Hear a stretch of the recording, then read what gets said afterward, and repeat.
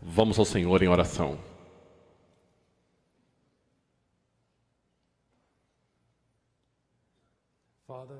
Pai, eu venho até Ti em nome do Teu Filho, Jesus Cristo.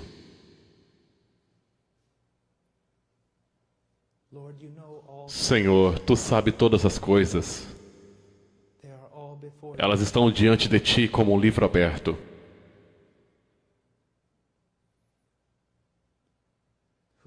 Quem consegue esconder seu coração de Tua presença e de Teu olho? As obras mais espertas dos homens estão expostas à Tua frente. Tua onisciência não conhece limites. E se não fosse pela graça, eu seria de todos os homens o mais apavorado. Mas há graça abundante e gloriosa.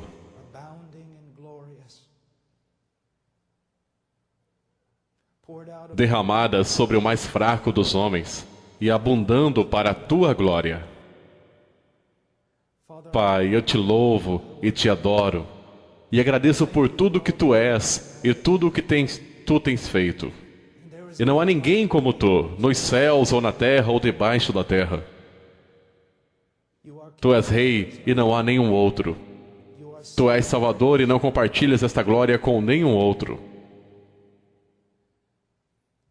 Pai, nesta noite, Tu me conheces e sabes da minha grande necessidade de graça.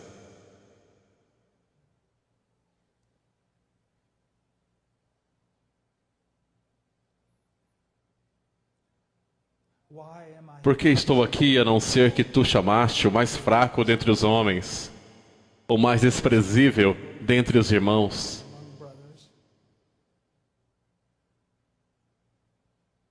E que, pela Tua graça, muitas vezes o menor ensina ao maior. E esse é sempre o meu caso. E eu Te louvo, eu Te adoro. Pai, ajuda-nos nesta noite. Para o vento com a eloquência. Para o inferno com o intelecto brilhante, Pai. Deixe que a verdade venha, que homens sejam transformados.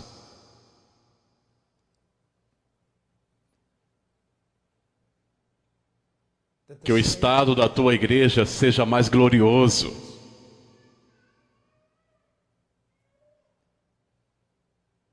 Eu oro por graça sobre graça e misericórdia sobre mim mesmo e sobre os ouvintes que estão presentes aqui. Ajude-nos, ó Deus, e nós seremos ajudados. E nos gloriaremos nesta ajuda. Em nome de Jesus. Amém. É um grande privilégio estar aqui esta noite. Um espantoso privilégio estar aqui diante de vocês. E falar de coisas como avivamento, reforma, o trabalho de Deus entre seu povo e entre os homens. Mas esta noite irei compartilhar com vocês uma acusação. Uma acusação. Mas é uma acusação de esperança. Enquanto eu estava orando sobre o que eu deveria fazer, esta série de reuniões, cheguei a uma grande conclusão, um grande fardo que foi colocado no meu coração. Precisamos de avivamento. Precisamos de um despertar. Mas não podemos simplesmente esperar que o Espírito Santo venha e limpe toda a bagunça que fizemos. Temos uma clara direção da palavra de Deus no que diz respeito ao que Ele tem feito através de Cristo. E como Ele espera que vivamos. A como Ele espera que ordenemos a sua igreja. E faz pouco bem aos homens clamarem por manifestações extra-bíblicas, quando princípios bíblicos são violados ao nosso redor. Eu quero que você saiba disso. Há pouca necessidade para o diabo e os homens maus se oporem a um homem orando por avivamento,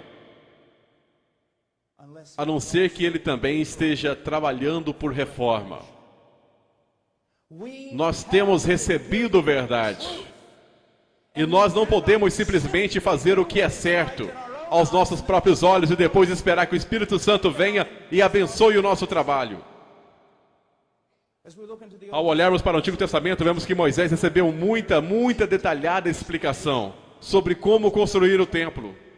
Agora, isso foi dado para o bem de Moisés, ou para o bem da igreja. Eu acho que o que está sendo explicado aqui é que Deus é específico na sua vontade. E que nós não devemos presumir que podemos pegar o menor detalhe e ignorá-lo.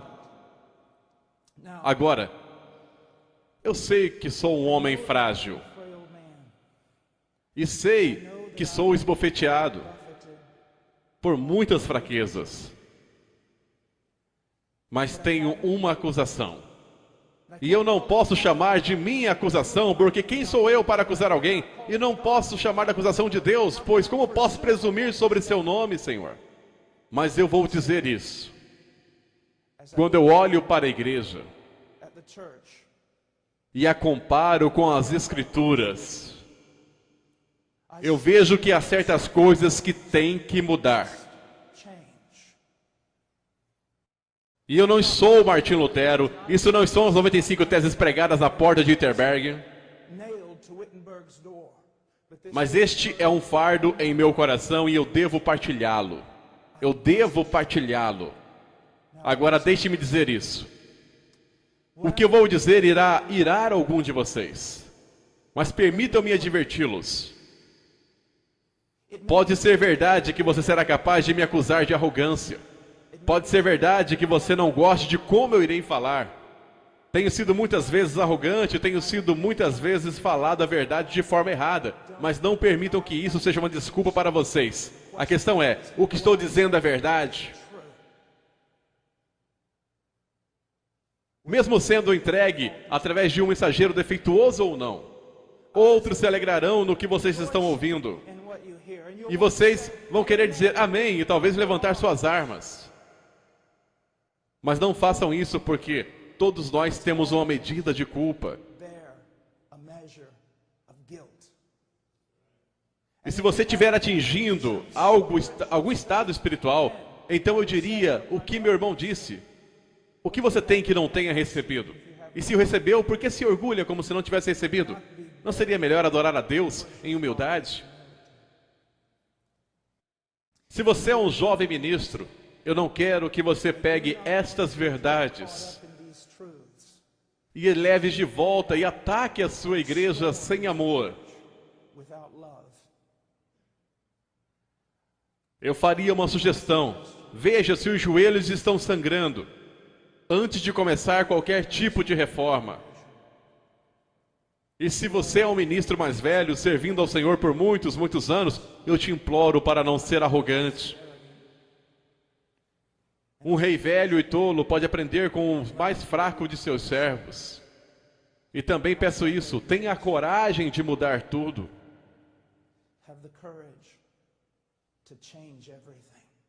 Mesmo que seja o último dia de sua vida, pelo menos você pode ir para a glória, sabendo que você tentou fazer uma reforma que era bíblica. E eu vou dizer isso como um aviso aos homens mais velhos. Agora me escutem cuidadosamente. Eu conheço a exortação em 1 Timóteo capítulo 5 sobre a forma como devo me dirigir a vocês. Então irei me dirigir, mas há um grande despertar em curso neste país. E não só neste país, mas na Europa, onde tenho ido. E na América do Sul e em muitos lugares. Estou vendo jovens voltando para a rocha a partir da qual fomos cortados. Eles estão lendo Spurgeon e Whitefield, eles ainda estão ouvindo Ravenhill, Martin Lloyd Jones e Tozer e Wesley. É um grande, enorme movimento, mesmo que a mídia popular e o cristianismo de hoje ainda não tenha descoberto. E o que está acontecendo, eu quero que você saiba que eu nunca teria sonhado há 15 anos que eu veria o despertar que estou vendo. E não é por causa do meu ministério. Mas eu vou para lugares diferentes e vejo o que Deus está fazendo, sem nenhum de nossos ministérios. Quer sejam 1000 moços na Holanda declarando as coisas têm que mudar, clamando a noite toda em oração pelo poder de Deus e pela verdade da Escritura, ou na América do Sul, reconhecendo que eles foram muito influenciados pela psicologia e todo tipo de técnicas superficiais provenientes da América, no que diz respeito ao evangelismo, e agora em lágrimas e quebrantados estão voltando e evangelizando suas igrejas, ou as cidades do interior dos Estados Unidos, onde eu tenho sentado por vezes até 2, 3 horas da manhã, discutindo teologia com jovens afro-americanos da periferia, a quem Deus vai levantar para pregar mais do que ninguém nunca vai ser capaz de imaginar nesse dia. Há um despertar.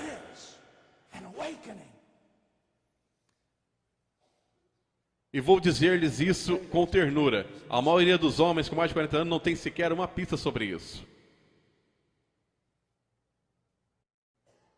Muitos dos jovens que estão voltando aos velhos homens e aos velhos caminhos e a verdade que tem trazido despertar inúmeras vezes deste mundo, a maioria desses jovens são muito jovens.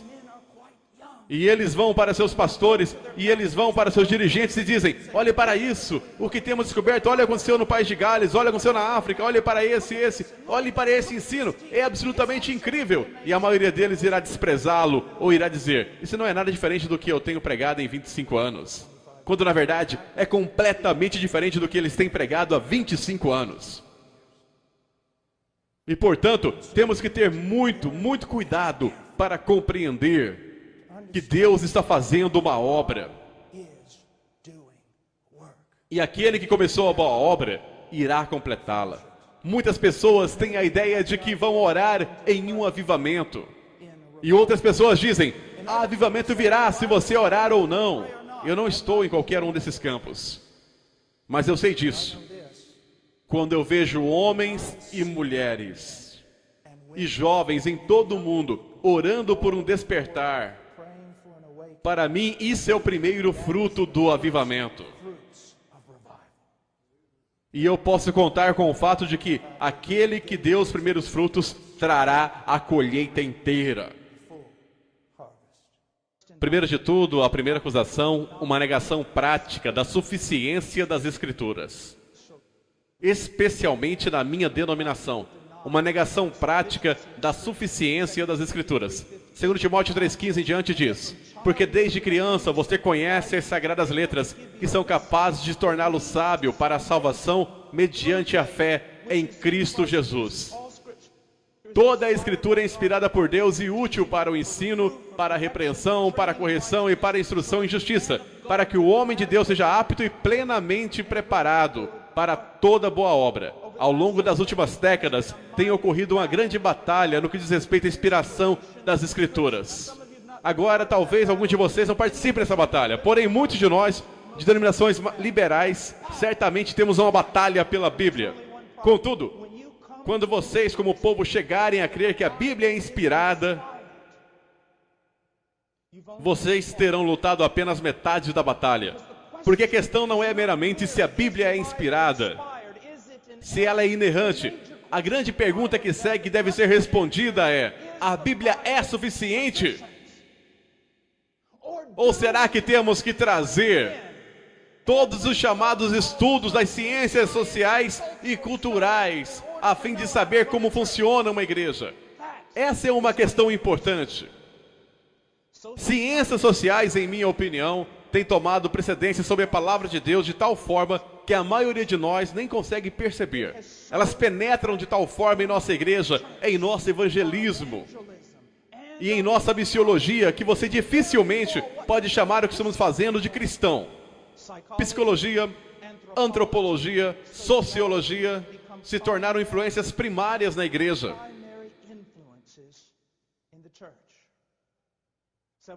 Vários anos atrás, quando eu estava no seminário, eu lembro-me de um professor entrou na sala e começou a desenhar pegadas no quadro negro. E quando ele as marchava, ele se virou para todos nós e disse apenas isto: Aristóteles está caminhando pelas salas desta instituição.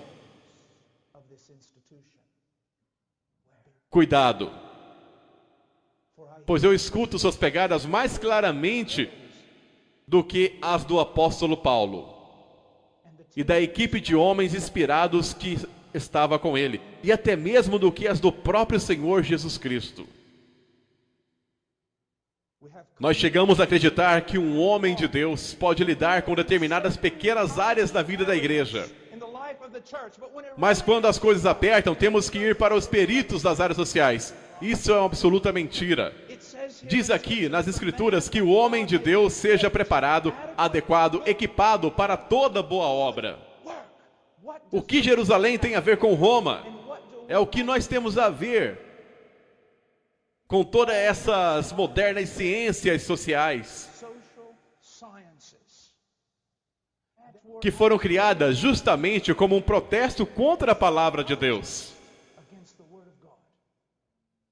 E por que razão é que evangelismo e missões e as chamadas estratégias de crescimento da igreja são mais moldadas pelos antropólogos e sociólogos e os estudantes de Wall Street que se alinham a cada tendência cultural?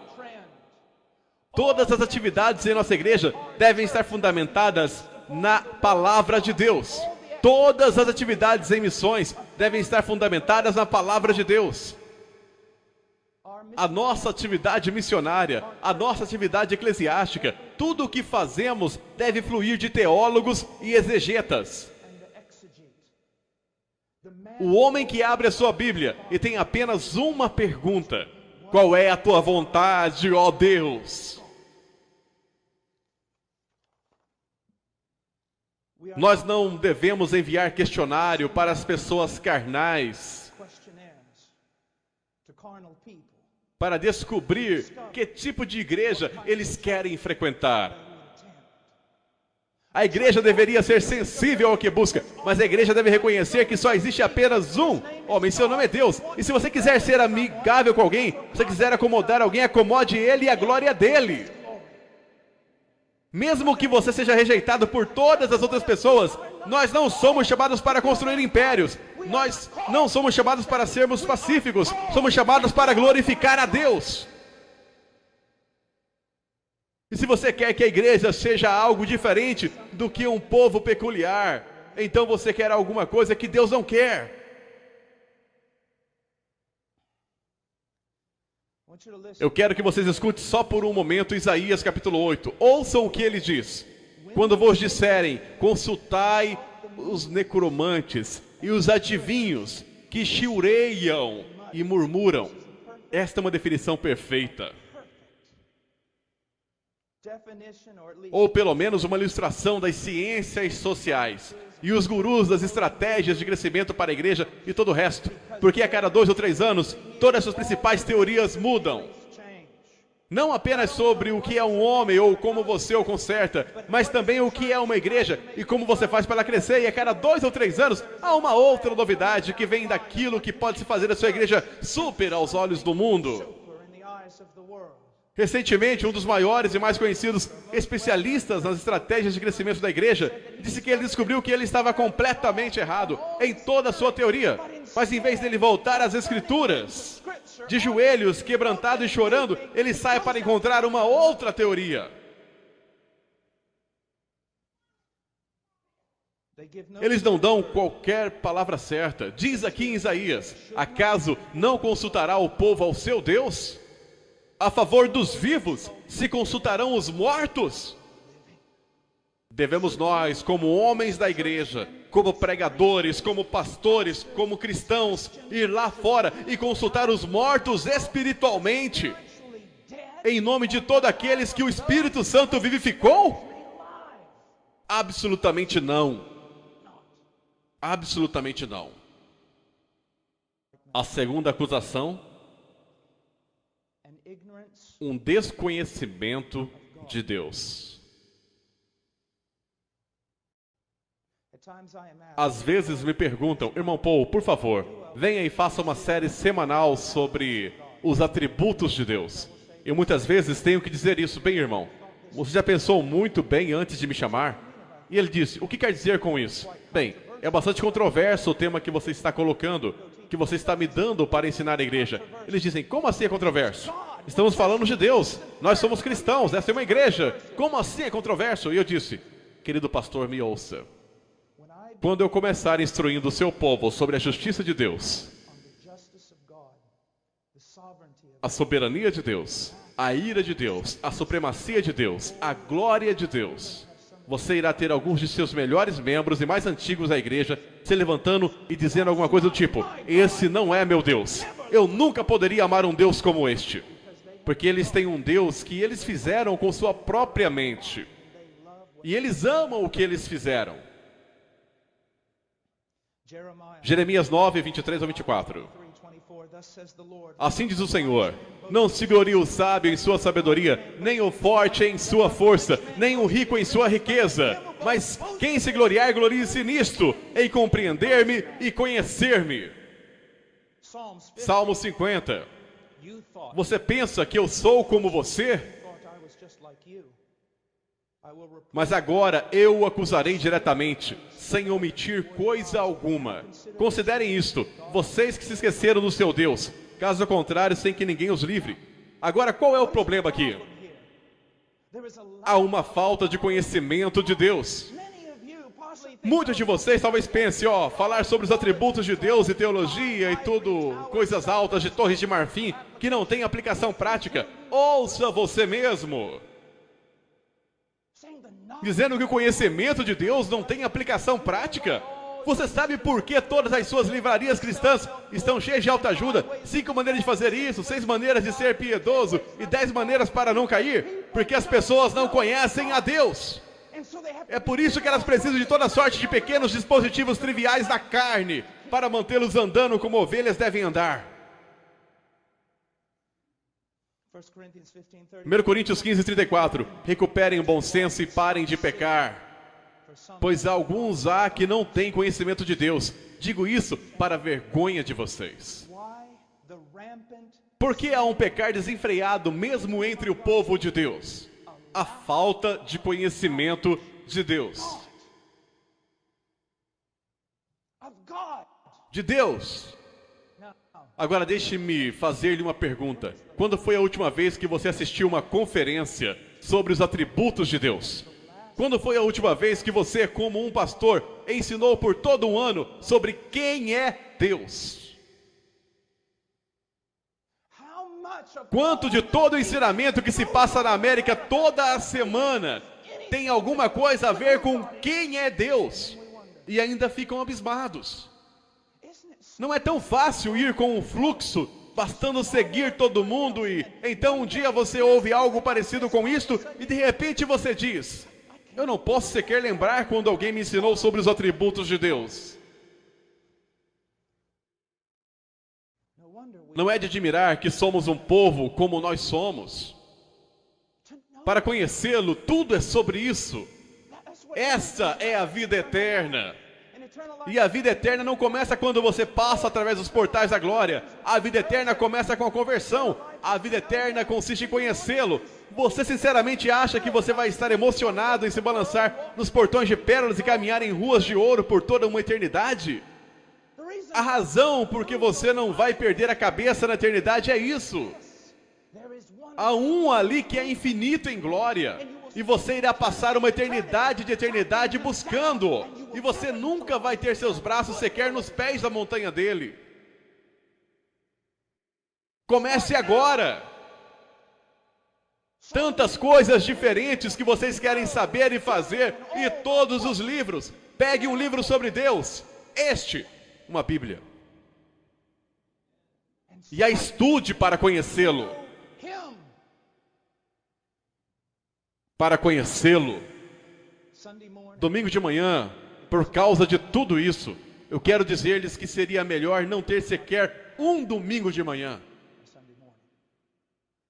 Domingo de manhã é a hora de maior idolatria em toda a semana da América. Porque as pessoas não estão adorando o único Deus verdadeiro.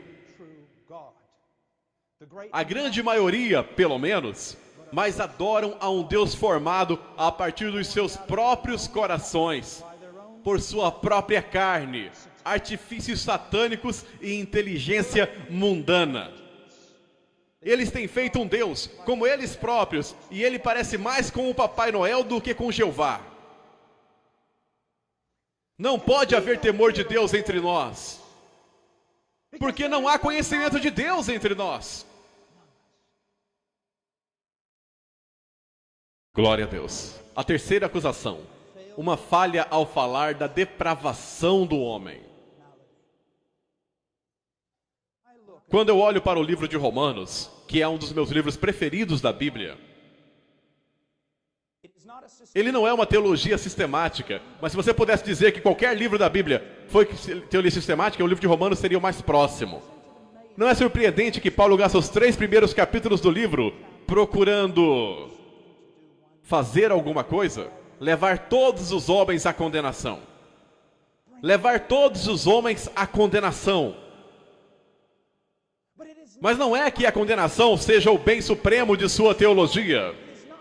Não é o seu fim ou o seu objetivo final. É um meio para trazer salvação para os seus leitores. Porque os homens têm que ser levados ao conhecimento de si próprios, antes de entregar a si próprios a Deus. Hoje os homens são feitos de tal modo decaídos que você tem que cortar deles absolutamente toda a esperança na carne, antes que eles possam ser levados a Deus. Isso é importante em tudo, mas é especialmente importante no evangelismo. Eu me lembro, eu tinha 21 anos e tinha acabado de ser chamado para pregar, e eu caminhava em uma antiga loja onde eles venderiam ternos para ministros pela metade do preço. Eles têm feito isso por 50 ou 60 anos. E eu lá caminhava lá dentro e eu estava procurando um terno em Balducá, Kentucky. E inesperadamente a porta se abriu. E eu ouvi a campainha tocar. A porta se fechou. Havia um velho homem em pé ali. E eu nunca peguei o nome dele, mas quando ele entrou, ele olhou para mim. Ele disse: garoto, você foi chamado para pregar, não é? Eu disse: sim, senhor. Ele era um velho evangelista. Ele disse: você vê onde está aquele prédio lá fora? Eu disse: sim, senhor. Ele disse: eu costumava pregar ali. O Espírito de Deus desceria e as almas seriam salvas. E eu disse: senhor, por favor, me fale sobre isso. Ele disse: não era nada como este evangelismo de hoje. Ele disse: nós pregaríamos por 2 ou 3 semanas e não daríamos qualquer convite para homens pecadores. Nós prepararíamos os corações dos homens até que o Espírito de Deus começasse a trabalhar e quebrantar seus corações. E eu disse: senhor, como você sabia quando o Espírito de Deus estava indo para quebrantar seus corações? E ele disse: bem, deixe-me dar-lhe um exemplo.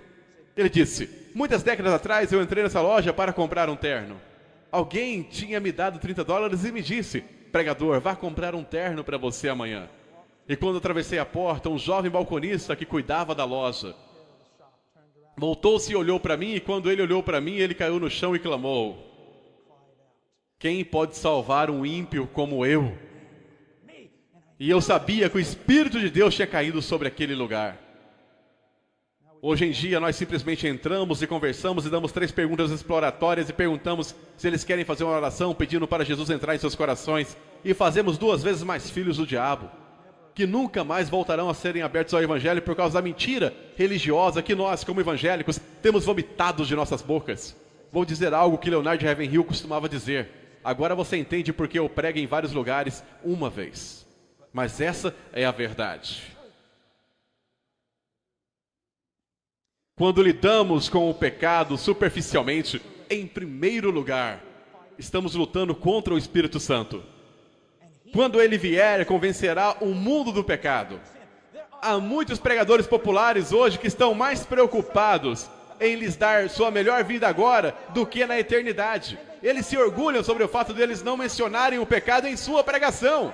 E eu posso dizer-lhes isso: o Espírito Santo não tem nada a ver com o ministério deles, senão que ele esteja trabalhando contra essa seria a única coisa. Porque quando um homem diz que ele não tem nenhum ministério que trata com o pecado do homem, o Espírito Santo o faz.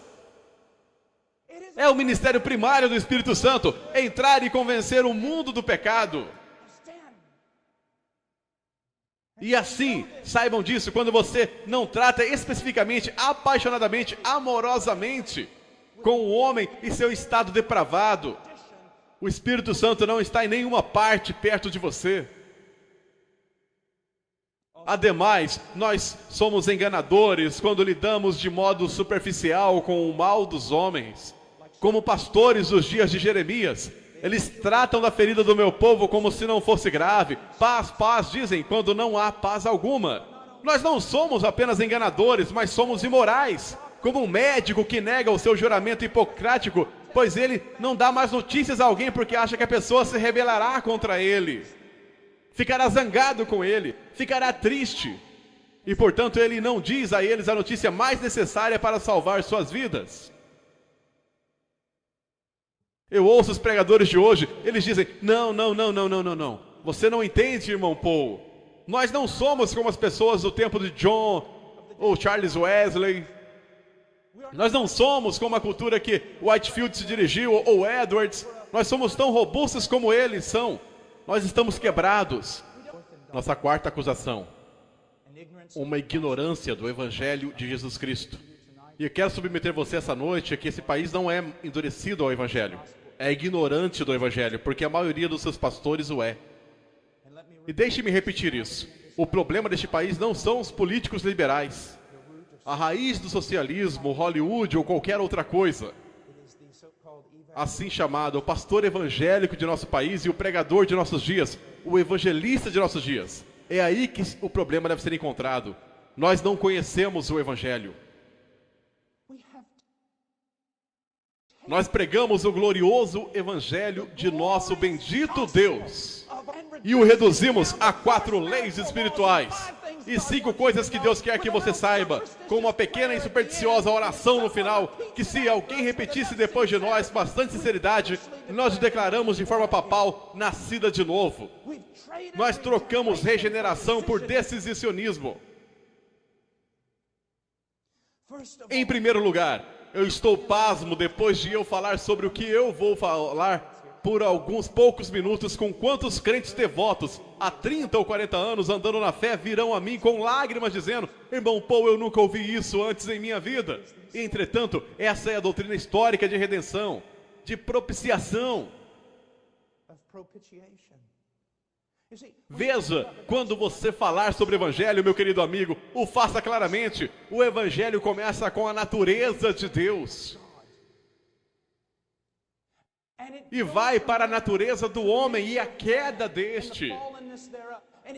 Essas 2 grandes colunas do Evangelho têm que montar para nós o que deveria ser chamada e conhecida por cada crente como o grande dilema. E qual é esse dilema? Se Deus é justo, Ele não pode te perdoar. O maior problema em todas as Escrituras é este: como um Deus pode ser justo e ao mesmo tempo justificador de homens maus? Quando as Escrituras por toda a Bíblia declaram, especialmente em um texto que eu tirei de Provérbios, o que justifica o ímpio e o que condena o justo, tanto um como o outro são abomináveis ao Senhor. E ainda assim, todas as nossas canções cristãs sobre como Deus justifica o perverso. Este é o maior problema. Esta é a acrópole da fé cristã. Assim diria Martin Lloyd Jones e Charles Spurgeon e qualquer outro que leu Romanos 3. Você tem que mostrar isso às pessoas. O grande problema é que Deus é verdadeiramente justo e todos os homens são verdadeiramente maus. Deus, para ser justo, deve condenar o homem mau. Entretanto, Deus, para a própria glória dele, pelo grande amor com que Ele nos amou, enviou seu Filho, o qual caminhou nessa terra como um homem perfeito. E então, de acordo com o plano eterno de Deus, Ele foi aquele madeiro. E naquele madeiro, Ele tomou o nosso pecado. E assumindo a posição legal de seu povo e carregando a nossa culpa, Ele se tornou uma maldição. Maldito todo aquele que não persiste em praticar todas as coisas escritas no livro da lei. Cristo nos resgatou da maldição, se tornando uma maldição em nosso lugar. Tantas pessoas têm essa visão romântica e imponente do Evangelho, onde Cristo está lá, pendurado no madeiro, sofrendo debaixo das feridas do Império Romano, e o Pai não teve força moral para aguentar o sofrimento do Filho dele, e por isso virou sua face. Não! Ele se virou porque o Filho se tornou pecado. E tantos quantos ele está naquele jardim, grita, passa de mim este cálice. Especulam, bem, o que esteve no cálice? Oh, é a cruz romana, é o chicote, são os cravos, é tudo isso e tudo aquilo. Eu não quero desconsiderar os sofrimentos físicos de Cristo naquele madeiro. Mas o cálice era o cálice da ira de Deus Pai, que ele teve que ser despejada sobre o Filho. Alguém teve que morrer suportando a culpa do povo de Deus, desamparado por Deus pela justiça dele e esmagado debaixo da ira de Deus, pois ao Senhor agradou moê-lo. Eu estava na Alemanha um tempo atrás, ou em um seminário alemão na Europa há um tempo, e eu vi este livro, A Cruz de Cristo. Não era o de John Scott, era outro. E eu peguei e comecei a ler, e isto é o que ele dizia. O Pai olhou do céu para o sofrimento infligido sobre seu Filho pelas mãos de homens e considerou isto como um pagamento pelos nossos pecados. Isso é heresia. Agora, aquele sofrimento físico, aquela crucificação era tudo parte da ira de Deus. Teve que ser um sacrifício de sangue. Eu não desprezarei isso. Mas, meu amigo, se você parar aí, você não tem o Evangelho. E deixe-me perguntar, quando o Evangelho é pregado e compartilhado em evangelismo pessoal atualmente, você sequer ouve as coisas que há pouco ou quase nunca. Nunca é deixado claro que Cristo pôde redimir, porque ele foi moído debaixo da justiça de Deus. E tendo satisfeito a justiça divina com a sua morte, Deus é agora o justo e justificador de ímpios.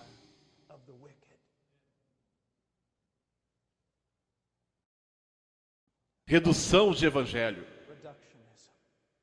E nós ainda nos perguntamos por que não há nenhum poder nele.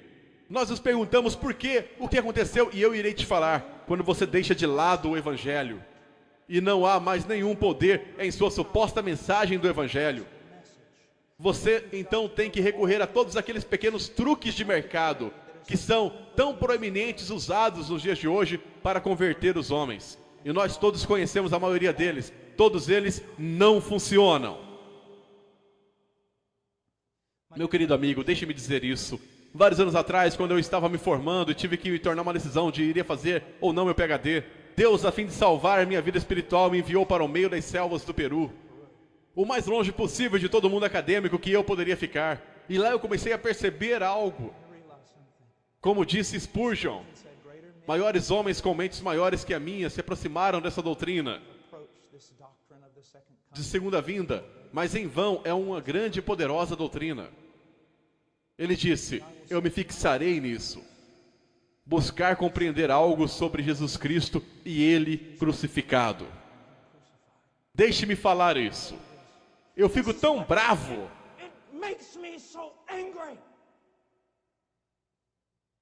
Quando as pessoas tratam o glorioso Evangelho de Cristo como se fosse um primeiro passo para entrar no cristianismo, que só leva aproximadamente 10 minutos de aconselhamento, e então você parte para coisas maiores. Isso mostra como nós somos patéticos em nosso entendimento das coisas de Deus. Meu amigo, no dia da segunda vinda, quando você entenderá absolutamente tudo sobre a segunda vinda, mas você estará em eternidade de eternidade no céu. E você não vai nem mesmo começar a compreender a glória de Deus no Calvário. É tudo sobre isso. Moço, jovem pregador, me escute. Persiga-o naquele madeiro. O que significa? Você não precisará construir fogos estranhos em seu forno. Se você só pegar um relance do que ele fez naquele madeiro. O que ele fez naquele madeiro. Eu amo dizer isso, eu já o disse 1 milhão de vezes. Abraão leva Isaac para cima daquela montanha. O filho dele, o único filho dele, quem ele amou. Você supõe que o Espírito Santo estava tentando para nos falar sobre algo no futuro? E aquele filho não resistiu, mas se entregou. E quando aquele pai rendeu a sua vontade, a vontade de Deus, ele levantou aquele cutelo para perfurar o próprio coração de seu filho. Mas a mão dele foi detida e foi falado ao velho homem que Deus tinha provido um carneiro. Tantos cristãos pensam, que final bonito para aquela história. Não é o fim, é o intervalo. Milhares de anos depois, Deus, o Pai, pôs sua mão sobre seu filho, o único filho dele, quem ele amou. E tirou o cutelo da mão de Abraão. E sacrificou seu filho unigênito sobre a plena força da sua ira. Agora você sabe por que aquele pequeno evangelho que você prega não tem nenhum poder. Porque não é nenhum evangelho. Vá ao evangelho, gaste sua vida em seus joelhos, se afaste dos homens. Estude a cruz.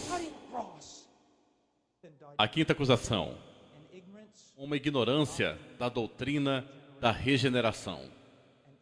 Uma ignorância da doutrina da regeneração. Meu prezado amigo, eu vou dizer isso sem rodeios. Sei que há calvinistas aqui, e sei que há arminianos aqui, e sei que há todo tipo de animal estranho entre um extremo e outro. Risos. Mas eu quero que você saiba de uma coisa. Embora eu penda mais para, acho que posso me considerar um spurgeonista de 5 pontos, quero que saiba disto. A questão central não é o calvinismo. Não. Vou ter muitos problemas quando essa mensagem chegar à internet. A questão central não é o calvinismo. Vou dizer qual é a questão central. Regeneração. E é por isso que posso ter comunhão com Wesley, com Ravenhill, com Tozer e com todos os demais, porque independente de como eles se posicionavam, eles criam que a salvação não pode ser manipulada pelo pregador. E que é uma obra extraordinária do poder do Deus Todo-Poderoso. E junto com eles, portanto, eu me posiciono na certeza de que foi uma obra de Deus. Muito maior é a manifestação do poder de Deus na obra regeneradora do Espírito Santo do que na criação do mundo, do universo. Porque ele criou o mundo ex nihilo, do nada. Mas ele recria o homem a partir de uma massa corrompida. E a regeneração encontra correspondência na própria ressurreição de nosso Salvador.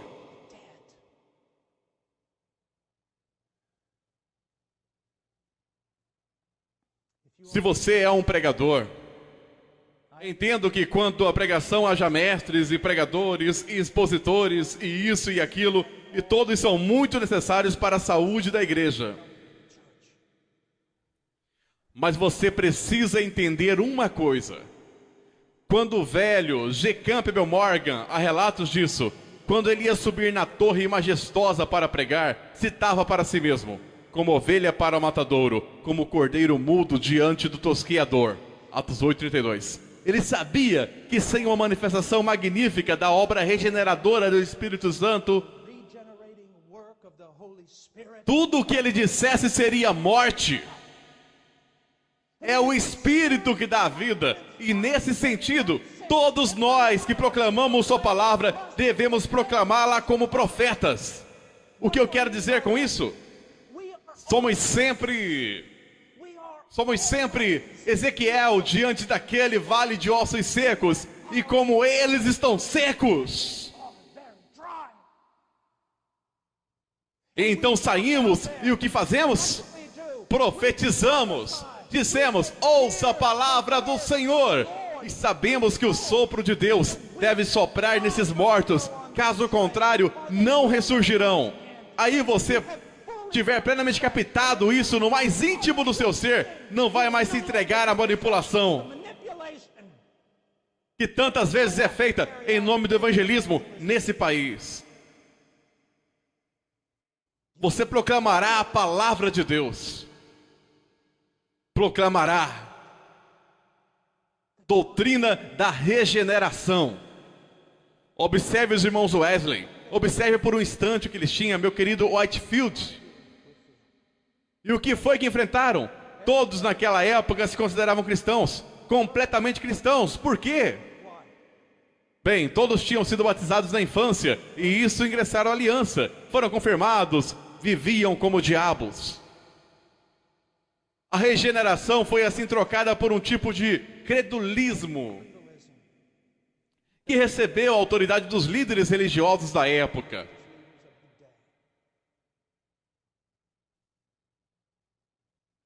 E é aí que chegam os irmãos Wesley. Não está tudo certo, vocês não nasceram de novo, não há nenhuma prova de vida espiritual.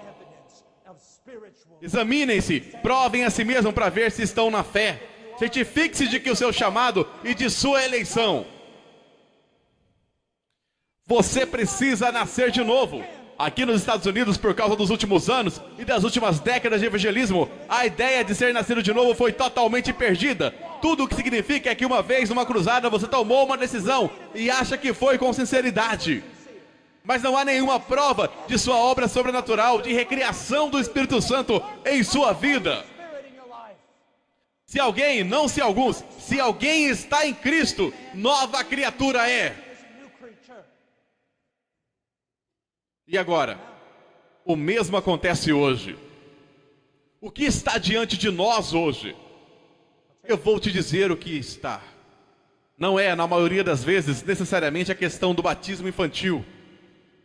Não é uma confirmação por uma autoridade eclesiástica da igreja alta.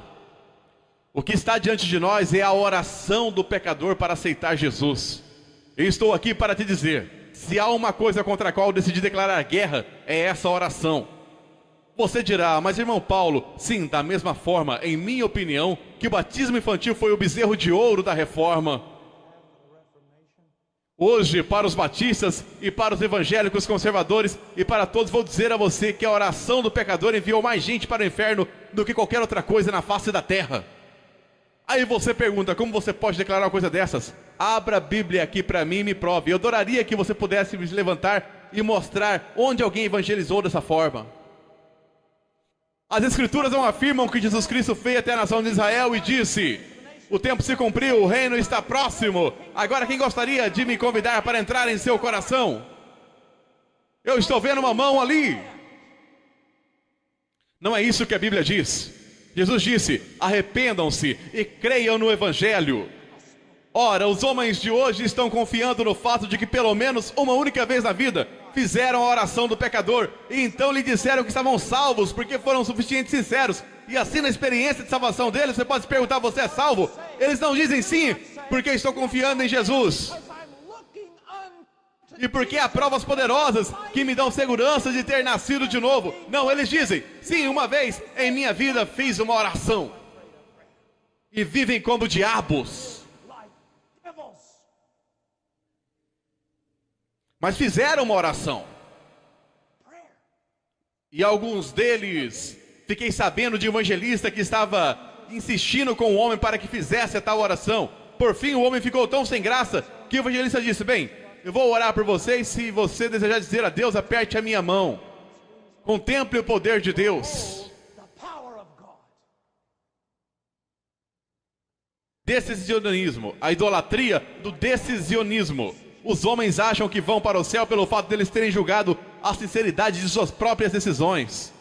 Quando Paulo veio à igreja de Corinto, não lhe disse, olhem, vocês não estão vivendo como cristãos. Então vamos voltar àquele momento da vida em que fizeram aquela oração. Vamos ver se vocês foram sinceros. Não, ele disse, examinem-se para saber se estão na fé. Porque quero que saiba, meu amigo, que a salvação é somente pela fé. É obra de Deus, é graça sobre graça sobre graça. Mas a prova da conversão não é apenas o seu exame de sua sinceridade no momento de sua conversão. É o fruto contínuo em sua vida. É o fruto contínuo em sua vida. Ah, meu querido amigo, veja em que situação nos metemos. Uma árvore não é conhecida por seus frutos? O que lhe parece? 60%, 70% dos americanos pensam que são convertidos, nascidos de novo. Nós matamos quantos milhares de bebês por dia? Somos odiados em todo o mundo por nossa imoralidade. No entanto, somos cristãos? E sem rodeios, eu deposito isso, a culpa aos pés do pregador.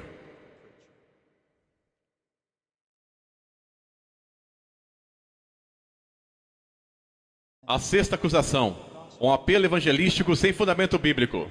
Nós já vamos tocar nesse ponto. Olhe como temos feito ultimamente. Quero dizer, escute-me agora. Tenho visto isso por todos os lados. Os calvinistas, os arminianos, muitos deles compartilham algo em comum. E é isso mesmo, o mesmo convite superficial. Falam muito sobre um monte de coisa, então eles chegam ao convite. E é quase como se todos tivessem enlouquecido. Caminham em direção a alguém dizendo, Deus te ama e tem um plano maravilhoso para a sua vida. Já pensou em dizer isso ao norte-americano? Senhor, Deus me ama e tem um plano maravilhoso para a sua vida. O quê? Deus me ama? Bom, isso é maravilhoso, porque eu também me amo. Isso é maravilhoso. E Deus tem um plano maravilhoso. Eu também tenho um plano maravilhoso para a minha vida. E se eu o aceitar em minha vida agora, terei minha vida melhor agora? Isso é simplesmente maravilhoso. Isso não é evangelismo bíblico. Permita-me te dizer algo no lugar disso. Deus vai a Moisés e diz isto. Senhor, Senhor, Deus compassivo, clemente e longânimo, e grande em misericórdia e fidelidade, que guarda a misericórdia em 1000 gerações, que perdoa a iniquidade, a transgressão e o pecado, ainda que não inocente o culpado. A reação de Moisés. E imediatamente, curvando-se Moisés para a terra, o adorou. O evangelismo começa com a natureza de Deus. Quem Deus é. Pode um homem reconhecer seu pecado se ele não tem um padrão com o qual se comparar? Se nós dissermos somente coisas triviais sobre Deus, que divirtam a mente carnal dele, será que essa pessoa poderá ser levada a um arrependimento e fé genuínos? Nós não começamos com Deus te ama e tem um plano maravilhoso para a sua vida. Começamos com o conselho completo de quem é Deus. Nós lhe dizemos desde o princípio que isso poderá custar as suas vidas.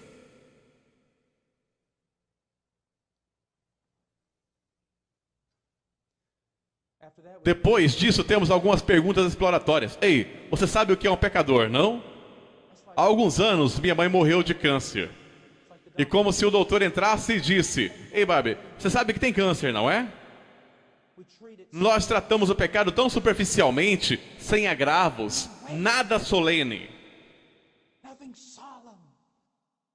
Senhor, há uma terrível podridão em você e um juízo está vindo.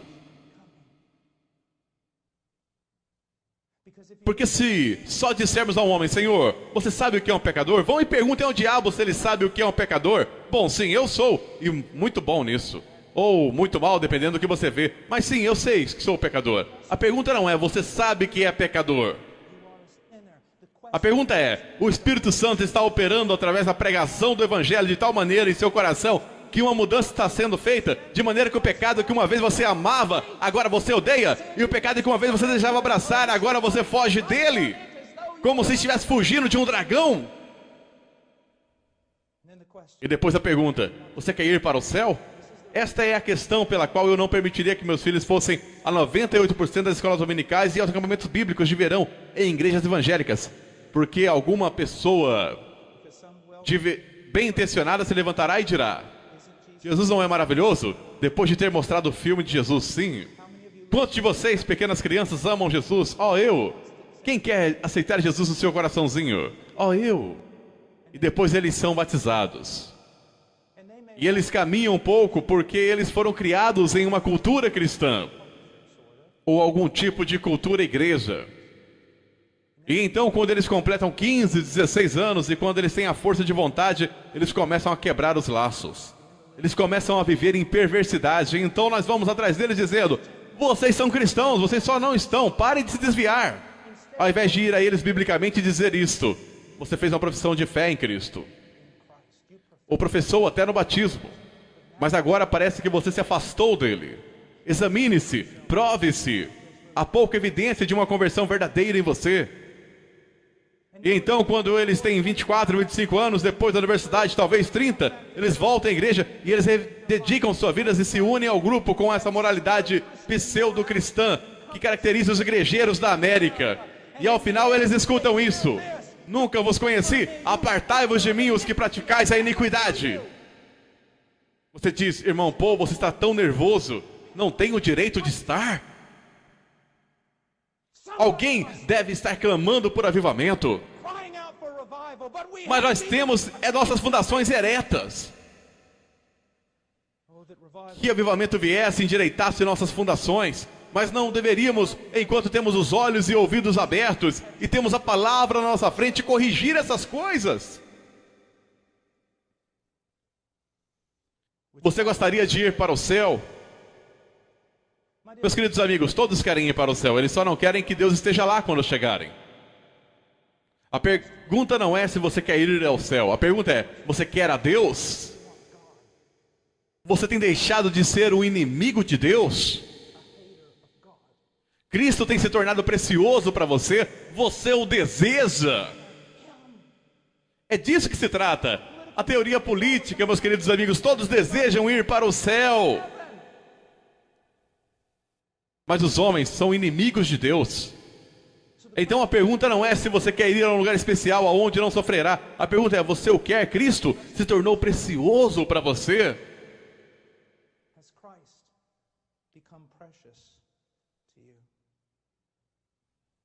Frequentemente, depois de uma pessoa orar, perguntam, você gostaria de ir para o céu? Bom, sim.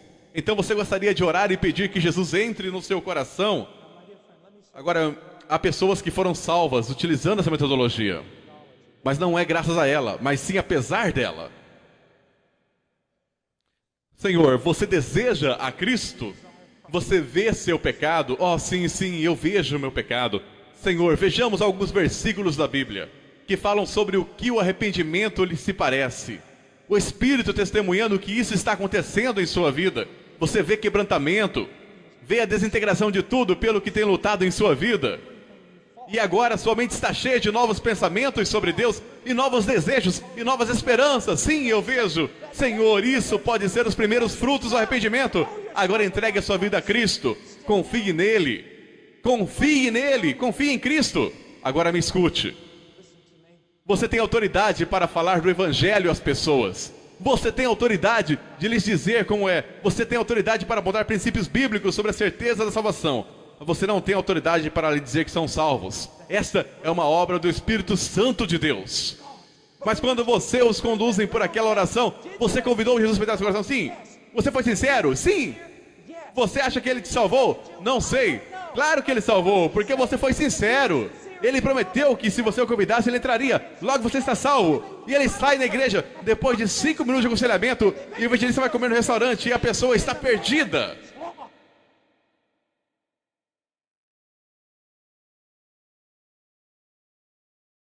Um apelo evangelístico sem fundamento bíblico. Se alguma vez duvidaram de sua salvação, aqui vamos de novo. Se alguma vez eles duvidaram de sua salvação, houve algum momento em que você orou e pediu para Jesus entrar em seu coração? Sim. Você foi sincero? Acho que sim. O diabo está lhe incomodando? E se eles vivem sem crescimento, mesmo no contexto de uma igreja sem crescimento, em carnalidade contínua, sem problema, nós colocamos a culpa na falta de discipulado pessoal e resolvemos a doutrina do cristão carnal. A doutrina do cristão carnal tem destruído mais vidas e enviado mais gente ao inferno. Os cristãos lutam contra o pecado? Sim. Pode um cristão cair em pecado? Absolutamente. Pode um cristão viver em pecado contínuo de carnalidade? Todos os dias da sua vida são carregados de frutos e verdadeiramente cristão? Absolutamente não. Senão cada promessa no Velho Testamento referente à Nova Aliança falhou. E tudo que Deus disse sobre disciplina em Hebreus é uma mentira. Uma árvore é conhecida por seus frutos. Quando trabalhamos com homens sobre conversão, tenho visto pregadores que entendem muito sobre as coisas de Deus. Mas quando eles descem, mesmo depois de uma apresentação exemplar do Evangelho, eles entram novamente nessa metodologia. Deixe-me lhe dar uma história e depois iremos à próxima acusação. Mas é uma história que é um dos momentos mais preciosos da minha vida como cristão. Eu estava pregando no Canadá na verdade, eles me disseram que estava a 30 quilômetros do Alasca. Havia mais ursos pardos na cidade do que pessoas. Sério. Era uma igreja pequena, de como 15, 20 pessoas, e eu estava pregando. E bem, quando eu fiquei em pé no púlpito, essa montanha de homem entrou dos seus 60 ou 70 anos, mas uma montanha de homem. Ele podia ter batido em cada um de nós nesse prédio. Quando eu pregava, via sua face, deixei tudo de lado e comecei a pregar o Evangelho. Era o ser humano mais triste que eu já vi. Somente o Evangelho. E quando terminei, caminhei direto do púlpito para ele e eu disse: Senhor, o que há de errado? O que perturba sua alma? Eu nunca vi um homem tão triste e abatido em toda a minha vida. E ele tirou o envelope e tinha alguns raios-x, os quais eu não pude entender. Mas ele disse: acabo de vir do médico, vou morrer em 3 semanas. Foi isso que ele me disse. Agora eu tenho morado toda a minha vida em um rancho de gado. Só se chega lá por avião flutuante ou cavalgando pelas montanhas e todas essas coisas. Ele disse: nunca estive em uma igreja, nunca li a Bíblia. Acredito que há um Deus e que uma vez escutei sobre um cara chamado Jesus. Ele disse: eu nunca tive medo de nada em minha vida e agora estou aterrorizado. E eu disse: Senhor, você entendeu a mensagem do Evangelho? E ele disse: sim. Agora, o que faria a grande maioria dos pregadores naquele momento? Então você gostaria de convidar Jesus para entrar em seu coração? É isso que eles fariam. E eu disse: Senhor, você entendeu? Ele disse: eu entendi, mas é só isso? É que eu disse, uma criança poderia ter entendido aquilo. Qualquer um. É só isso que eu entendi. E eu oro ou... Eu disse: Senhor, você vai morrer em 3 semanas. Eu tinha que ir embora amanhã. Vou cancelar meu voo e ficaremos aqui lendo a palavra de Deus, lutando e clamando a Deus até que você se converta ou morra e vá para o inferno. E então começamos. Comecei com o Velho Testamento, o Novo Testamento, cada versículo sobre as promessas de Deus com respeito à redenção, à salvação. Uma e outra vez, várias vezes, lendo João 3,16, orando por um tempo, clamando a Deus, questionando sobre o arrependimento do homem, sobre a fé, sobre a certeza da salvação, trabalhando até que Cristo tenha sido formado nele. E então, finalmente, simplesmente exaustos aquela noite, não houve nenhum avanço, não houve nada. Eu disse: Senhor, vamos orar. E oramos e eu disse: Senhor, leia João 3,16 outra vez. E ele disse: lemos isso 1 milhão de vezes. E eu disse: eu sei, mas é uma das maiores promessas de salvação. Leia o texto de novo. E eu disse: nunca esquecerei, eu tinha minha Bíblia no meu colo, naquelas suas mãos grandes e montanhosas. Ele disse: ok, porque Deus amou o mundo de tal maneira que deu, sou salvo, irmão Paul, todos os meus pecados se foram, tenho vida eterna, sou salvo, eu disse: sabe como? Ele disse: você nunca leu esse versículo antes? O que estava acontecendo? Uma obra do Espírito de Deus. Ao invés daqueles truquezinhos que você tenta. Você quer ir a comer? Você pensa que pregar é um espetáculo e depois disso você volta para o hotel? Não, após a pregação é que o trabalho começa, lidando com as almas. As pessoas vão à frente em reuniões para aconselhamento com pessoas que não deveriam estar aconselhando. 5 minutos, rápido, dê o cartão ao pastor e o pastor diz: gostaria de lhes apresentar ao novo Filho de Deus. Bem-vindo à família de Deus. Como você se atreve? Se você vai apresentá-lo, diga isso. Este homem essa noite fez uma profissão de fé em Jesus Cristo. E por causa do nosso temor de Deus e nosso amor pelas almas dos homens, Nós agora iremos trabalhar para ter certeza que Cristo tem realmente sido formado nele. Que ele verdadeiramente tem um entendimento bíblico sobre arrependimento e fé. E grande certeza e gozo no Espírito Santo. É isso que nós vamos fazer. Olha o que nós fizemos. Suplico-te, olha o que estamos fazendo. E isto não é algum tipo de seita. Isso somos nós. Pare!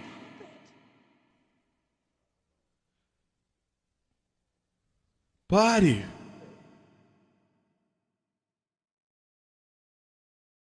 Sétima acusação: ignorância com relação à natureza da igreja. Deus tem apenas uma instituição religiosa: é a igreja. É a igreja. E o nosso objetivo e resultado final do avivamento será o plantio de igrejas bíblicas. Eu tenho um grande medo de que a igreja local hoje seja desprezada. Diga a alguém que você é um pregador itinerante, que você tem um ministério mundial e todos se curvarão. Diga a alguém que você é um pastor de grupo de 30 e farão com que você se sente no fundo durante a conferência. Ele não é o príncipe dos pregadores itinerantes, ele é o príncipe dos pastores. Muitos anos atrás, Bill Clinton tinha um slogan durante a eleição: é economia, estúpido. Meu pastor, Jeff Noblet, um dos presbíteros em nossa igreja, o principal pastor e pregador, me disse um dia: você sabe, eu gostaria de ter um monte de camisetas dessas. Que elas diriam, irmão Jeff? É a igreja, estúpido. Jesus deu sua vida pela igreja, uma linda virgem, a igreja primitiva.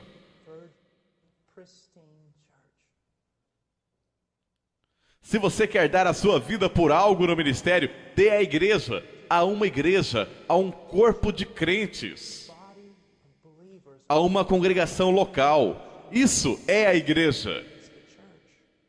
Agora deixe-me dizer algo sobre a igreja, quero que vocês ouçam bem. Não existe um remanescente de crentes na igreja. Todos nós sabemos sobre a teologia. Você sabe que até o curso de Israel, havia em Israel o povo de Deus e o remanescente de verdadeiros crentes. Esse não é o caso da igreja. Não há um remanescente de crentes, ou um pequeno grupo de crentes dentro de um grande grupo chamado igreja. A igreja é o remanescente. E eu quero dizer isso. Se pastores chegaram próximos de blasfemar, é com relação a isso. Eu ouço teólogos, professores itinerantes, pastores, uns e outros dizendo esse tipo de coisa. Há tanto pecado dentro da igreja quanto fora dela. Há tanto divórcio na igreja quanto fora dela. Há tanta imoralidade e pornografia na igreja quanto fora dela. E então pregadores dizem, sim, a igreja está agindo como uma prostituta. Eu quero que você saiba isso. Você deve ter muito cuidado ao chamar a noiva de Jesus Cristo de prostituta. E vou lhe dizer qual é o problema. Pastores e pregadores não sabem o que é a igreja. Eu quero que vocês saibam que a igreja de Jesus Cristo da América hoje é linda. Ela é frágil às vezes, ela é fraca, ela é esbofeteada, ela não é perfeita, mas eu quero que você saiba que ela é quebrantada. Ela está andando humildemente com seu Deus. O seu problema é que você não consegue saber o que é a igreja. Hoje, por causa da falta de pregação bíblica, a tão chamada igreja está cheia de pessoas carnais e ímpias que se identificam com o cristianismo. E então, por causa dos bodes no meio das ovelhas, as ovelhas estão sendo acusadas de todas as coisas que os bodes estão fazendo em nome de Deus, sendo blasfemado entre os gentios por causa de nós. Romanos 2:24. Vocês já leram? Eu sei que já passaram do horário, mas apenas vá acompanhando comigo. Rapidamente. Eu quero te mostrar algo. Vá até Jeremias.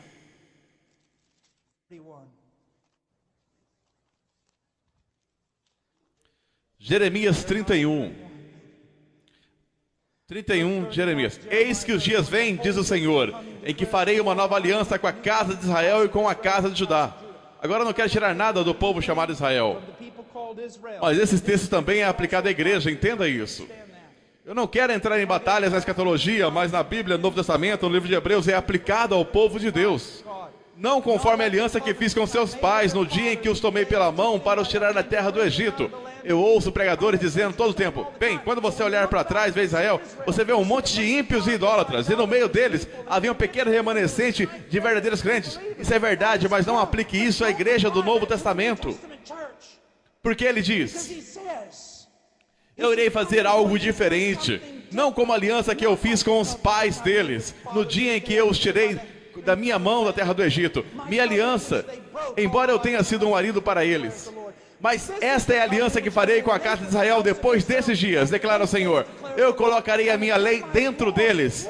Ele não apenas lhe deu, se você é convertido, ele não apenas lhe deu uma lei numa tábua de pedra. Ele tem sobrenaturalmente, através da doutrina da regeneração, escrito estas leis no seu coração.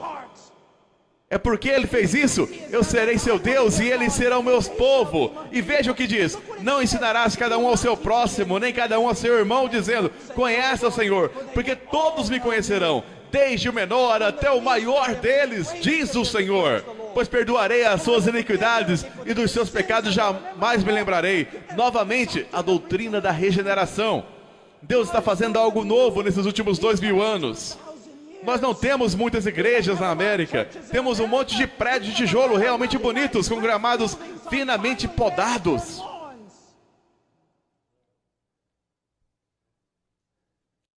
Só porque alguns dizem que são da igreja ou que são cristãos, isso não quer dizer que realmente sejam. Veja o que diz. Eles não terão que ensinar um ao outro. Isso não quer dizer que você não haverá pastores e mestres, mas haverá um proeminente conhecimento de Deus entre eles, particularmente com relação aos seus pecados terem sido perdoados. Veja rapidamente o capítulo 32, verso 38. Eles serão meu povo e eu serei seu Deus. Ele não diz: eu espero que sim, talvez, se eu der sorte, se eu conseguir evangelismo suficiente para trabalhar para mim, talvez isso dê certo. Ele diz: eu vou trazer um povo a mim, um povo pelo qual entregarei meu filho. E ele diz: eles serão meu povo e eu serei seu Deus. Veja isso: eu lhes darei um coração, um só caminho.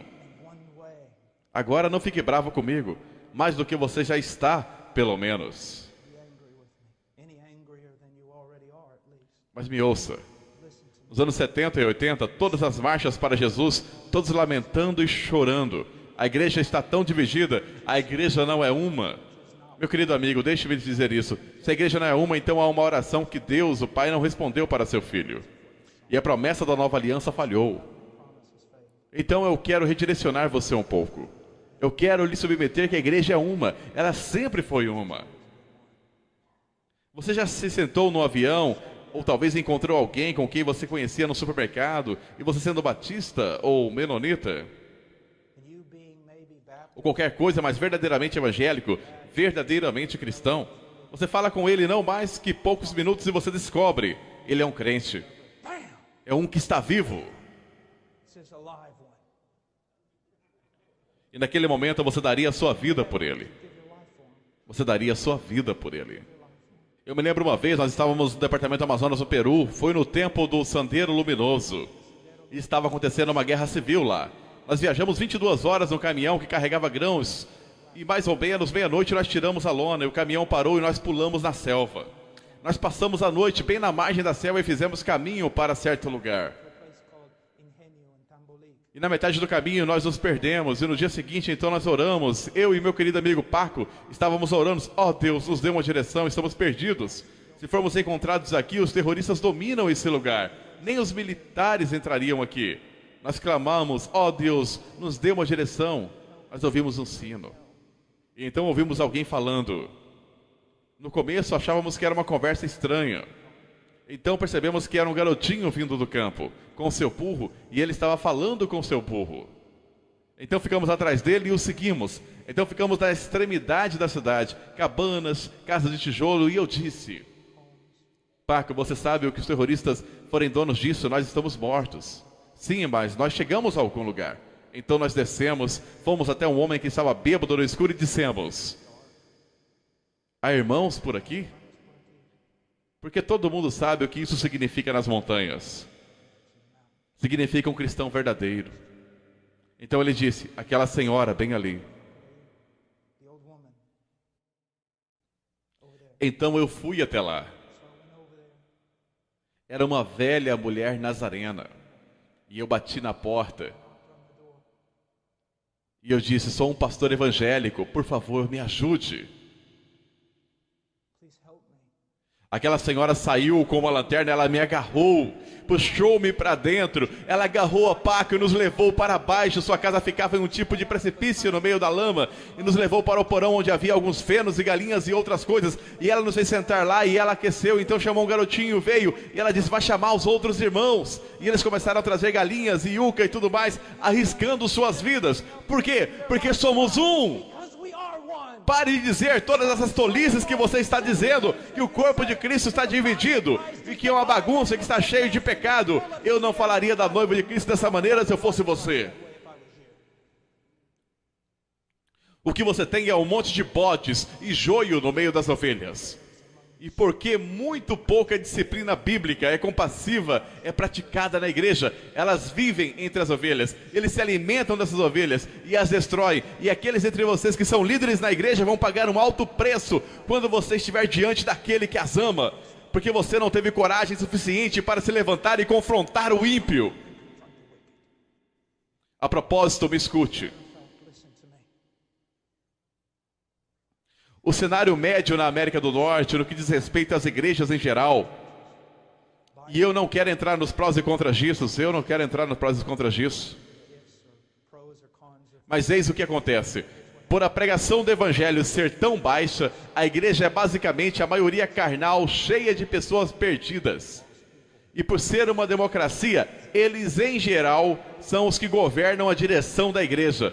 E por o pastor não querer perder o grande número de pessoas, e por ele ter ideias erradas quanto ao evangelismo e a verdadeira conversão, ele atende aos ímpios em sua igreja, e seu pequeno grupo de verdadeiras ovelhas que pertencem a Jesus Cristo está sentado no meio de todo o teatro, no meio de todo o mundanismo, no meio de todo o entretenimento que está acontecendo. Nós queremos apenas adorar Jesus e queremos apenas que alguém nos ensine a Bíblia, e pastores vão pagar por isso. Isso é verdade. Isso é verdade. Você está dizendo, você está nervoso, meus queridos amigos, vocês sabem o quanto me custa dizer isso? Isso é verdade.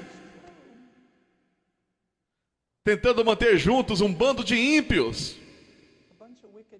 enquanto um pequeno rebanho no meio deles está morrendo de fome. E fazendo com que eles vão à direção que eles não querem ir com a maioria dos carnais. Escute-me. Se a minha esposa estivesse no Walmart, tarde da noite, e você estivesse passando por lá e você tivesse visto 2 homens que estavam abusando dela, 3, 4, 5, 10 homens estivessem abusando dela e machucando-a, e você abaixasse a cabeça em nome da autopreservação, e você passasse de lado, eu quero te dizer algo, amigo. Eu não vou apenas atrás daqueles 10 homens, eu também vou atrás de você. É a noiva de Cristo e ela é preciosa para Ele. Vai custar-lhe servir Jesus. Poderá custar a sua igreja, a sua reputação, a sua denominação, absolutamente tudo. Mas a noiva de Jesus Cristo é digna.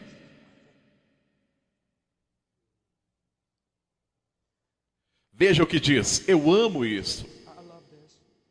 Veja 39, e lhes darei um mesmo coração e um só caminho. E o que é esse caminho? É Cristo e é santidade. Todo verdadeiro crente que eu já encontrei falou muito de Cristo e tinha um desejo de ser mais santos do que já eram, mais conformados a Cristo. Veja, e lhes darei o mesmo coração, um só caminho, para que temam todos os dias, para o seu bem e o bem de seus filhos depois deles.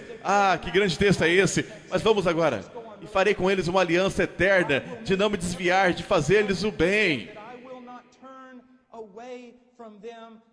Agora, nós apenas lemos isso e muitas pessoas que são ímpias, que são perdidas, apenas vão à igreja no domingo, elas ouvem este verso e dizem, sim, Deus fez uma aliança eterna comigo, Ele nunca se apartará de mim, nunca, nunca, e estou seguro por causa da graça de Deus. Mas eles falham em ler a segunda parte. E veja o que diz: e farei com eles uma aliança eterna de que não se desviar de fazer-lhes o bem. E porei o meu temor nos seus corações, para que nunca se apartem de mim. Evidência de que Deus fez uma aliança eterna com você, Senhor, é que Ele colocou o temor de Deus em você, para que você não se aparte dEle. Se você se apartar dEle e Ele não te disciplinar, e você continuar se apartando dEle, esta é uma evidência que Ele não colocou o temor dEle em você. Você não foi regenerado, então você não tem aliança com Deus alguma. Isso é a verdade. A oitava acusação, e vamos nos apressar nisso. Sei que isso é um mal entendido hoje, então vou defini-la. Uma falta de amorosa e misericordiosa disciplina eclesiástica. A maioria dos pastores evangélicos atualmente na América devem pegar Mateus 18 e arrancá-los das suas Bíblias. Você não pode fazer isso. Senhor, você tem que ficar com tudo. Muitos pastores, sua teologia fica para trás quando eles saem do seu escritório, do seu local de estudo. Eles são teológicos nas conversas, são teológicos nos seus escritórios, mas quando saem, eles administram a igreja por métodos carnais. E eu não sou um ancião na minha igreja e não estou lá há muito tempo, então posso dizer isso sem me gabar. Ela pratica disciplina eclesiástica. É uma igreja bem grande, cerca de 1000 pessoas. E eles estimaram ter salvo 30 casamentos nos últimos anos. Através de amorosa e compassiva disciplina eclesiástica, que não começa com excomunhão. Começa com vós que sois espirituais. Nós dizemos, eu sou tão amoroso, nós não podemos praticar disciplina, somos amorosos. Você é mais amoroso do que Jesus? Ele é quem ordenou isso. Sim, mas vai causar tantos problemas? Sim, vai. Talvez seja por isso que há muitos problemas entre a igreja e a cultura hoje. Porque não estamos confrontando a cultura. E não confrontamos a cultura simplesmente saindo e fazendo protesto para Hollywood. Nós confrontamos a cultura obedecendo a Deus. Noé construiu a arca e condenou o mundo. Você não precisa ter a faixa de protesto, só ande em obediência e o mundo irá te odiar. Meu querido amigo, ora, se teu irmão pecar contra ti, vai e repreende-o. Entre ti e ele, se te ouvirtes, ganhaste a teu irmão.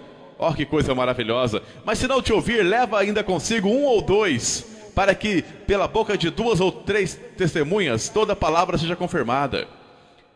Não que esses caras estejam do seu lado, eles não vão ouvir e julgar. Talvez teu irmão não esteja em pecado, talvez você seja crítico demais e legalista. Ouça, e se não os escutar, diz eu à igreja, e se também não escutar a igreja, considera-o como um gentil e publicano. Meu querido amigo, eu creio que precisamos ouvir isso. Podemos começar obedecendo a Deus e nos disciplinando. Ou podemos deixar que Deus o faça por nós. E talvez a hora venha e é chegada em que isso vai acontecer.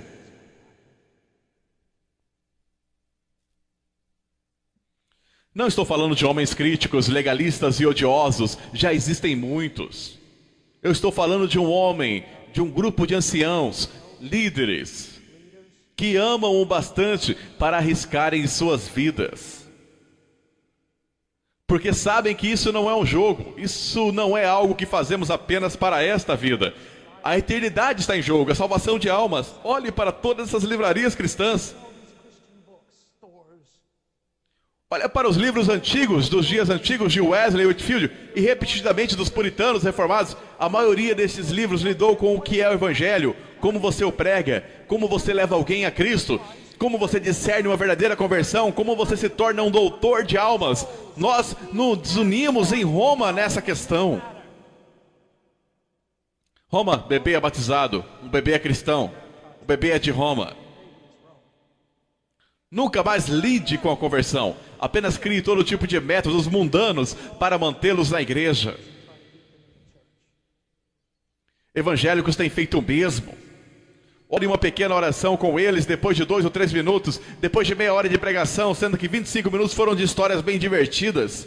E então lance a rede depois de 5 minutos. Aconselhe-os um pouco e então os declare salvos e passe o resto dos dias discipulando-os e imaginando por que eles não crescem. Quero lhe dizer, eu creio em um discipulado pessoal 1 a 1. Mas, meu querido amigo, a igreja se deu bem por 1000 anos ou mais sem ele. Sem aquilo que conhecemos como discipulado pessoal, com todos os livros e coisas diferentes. Quero que você pense nisso. O discipulado pessoal de 1 a 1 se tornou gigante no final dos anos 70 e até hoje. Qual era o clamor? Estão saindo tantas pessoas pela porta dos fundos quando estão entrando da frente. E a razão disso é que não estamos discipulando as pessoas. Não, isso está acontecendo porque as pessoas não estão sendo convertidas. Porque suas ovelhas, elas ouvem a sua voz e o seguem. Agora nós devemos discipulá-los, mas não é por isso. Saíram de nós, mas não eram de nós. E eles tiveram pouca chance de ser como nós. E ninguém jamais lidou com suas almas. Então nós gastamos uma fortuna discipulando cabras, esperando que se tornem ovelhas. Você não pode ensinar uma cabra a ser ovelha. Uma cabra se torna uma ovelha pela obra sobrenatural do Espírito de Deus Todo-Poderoso. Agora, disciplina eclesiástica. Eu mudei minha família para esta igreja porque ela pratica disciplina eclesiástica. Porque eu preciso estar debaixo de disciplina eclesiástica. O cuidado observador de anciãos e outros membros me levam isso a sério. Eu quero que as minhas crianças, elas são bem pequenas agora, mas se forem convertidas, ou fizerem uma profissão de fé e depois se desviarem, vou querer saber que as minhas crianças serão batizadas, trazidas diante da igreja, se necessário, para a salvação de suas almas. Alguns de vocês ficariam tão indignados se um pastor lhe dissesse: honestamente, tenho estado orando pelas suas crianças e temo que não são convertidas. Você ficaria indignado que reuniria um grupo para expulsar aquele pastor. Em vez de perceber, oh, louvado seja Deus, temos um homem de Deus aqui. 9ª acusação. Um silêncio acerca da santificação. A falta de ensino sério sobre santidade. Meu caro amigo, com o ensino genérico sobre santidade, todo mundo concorda. Vamos ser santos, nós precisamos ser mais santos. Vamos ter uma conferência sobre santidade, mas quando você é específico sobre o que isso significa, é aí que tudo fica tumultuado. Busque paz com todos os homens, o escritor de Hebreus nos diz, e santificação sem a qual ninguém verá o Senhor. Alguém acredita nisso? Você diz: irmão Paul, eu tenho sido culpado tão frequentemente por ensinar a salvação. Escute-me novamente. Isso remete à regeneração e à providência de Deus. Se Deus verdadeiramente converte um homem, Ele vai continuar trabalhando nesse homem, através do ensino, bênção, advertência e disciplina. Ele vai certificar-se de que o trabalho que Ele começou será completo. E é por isso que o escritor diz: sem santificação, sem santidade, ninguém verá o Senhor. Por quê? Porque não existe crescimento em santidade. Deus não está trabalhando em sua vida. Se Ele não está trabalhando em sua vida, é porque você não é um filho. Veja as diferenças entre Jacó e Esaú. Amei Jacó, odiei Esaú. Porém Deus cumpriu suas promessas em ambos. Jacó foi abençoado, Esaú foi abençoado. Como Deus demonstrou seus julgamentos e ira contra Esaú e seu amor com Jacó? Eu vou lhe contar como. Ele deixou Esaú à vontade, sem exercer disciplina, sem piedade, nada. Mas ele espancava Jacó até a morte, quase todos os dias de sua vida. A disciplina amorosa, a correção de Deus para nos trazer a santidade. Agora, há tanto ensino sobre isso, mas deixe-me dizer isso. Rogo-vos, pois, irmãos, pela compaixão de Deus, que apresentei os vossos corpos em sacrifício vivo, santo. Romanos 12:1 continua no 2. Seus corpos, por que ele diz corpo? Eu acredito que para evitar toda essa super espiritualidade. Bem, eu dei a Jesus o meu coração e você não pode julgar um livro pela sua capa. Bem, a verdade é que você pode julgar um livro pela capa. Jesus nunca disse que você não poderia julgar um livro pela capa. Ele disse que você não poderia conhecer a árvore pelos seus frutos. E se você pensa que deu-lhe seu coração, então ele vai ter seu corpo. E vou lhe contar o motivo. O coração, meu amigo, não é um músculo de bombeamento de sangue. é o fruto da imaginação de um poeta. Ele refere-se à sua verdadeira essência, ou centro do seu ser. Não me diga que Jesus tem a sua real essência e o centro do seu ser, e isso não afeta o seu corpo. Isso não vai acontecer. E então o que nós fazemos? Nós vamos às Escrituras, o quê? Legalisticamente não, extraindo inferências não, apenas baseando-se nos mandamentos das Escrituras. Sobre o quê? Eu não concordo com tudo que os puritanos disseram, mas eu amo os puritanos, e uma das razões por que os amo é que acredito que eles honestamente tentaram colocar tudo nas suas vidas abaixo do senhorio de Jesus Cristo. Suas mentes. Porque eles terem escrito 800 páginas de livros sobre o que eu devo pensar de acordo com as Escrituras. O que não deve entrar na minha mente de acordo com as Escrituras. O que eu devo fazer com meus olhos. O que deve entrar por esses ouvidos. O que não deve entrar nesses ouvidos. Como a língua deve ser dirigida. Qual deve ser a direção da minha vida. Sim, eu vou te assustar até a morte. Como eu devo me vestir? Agora eu tenho que ser cuidadoso aqui. Eu não quero criar inferências. Meu querido amigo, minha esposa diz assim: se as roupas não são uma moldura para o seu rosto, pelo qual a glória de Cristo é manifestada, então é de Deus.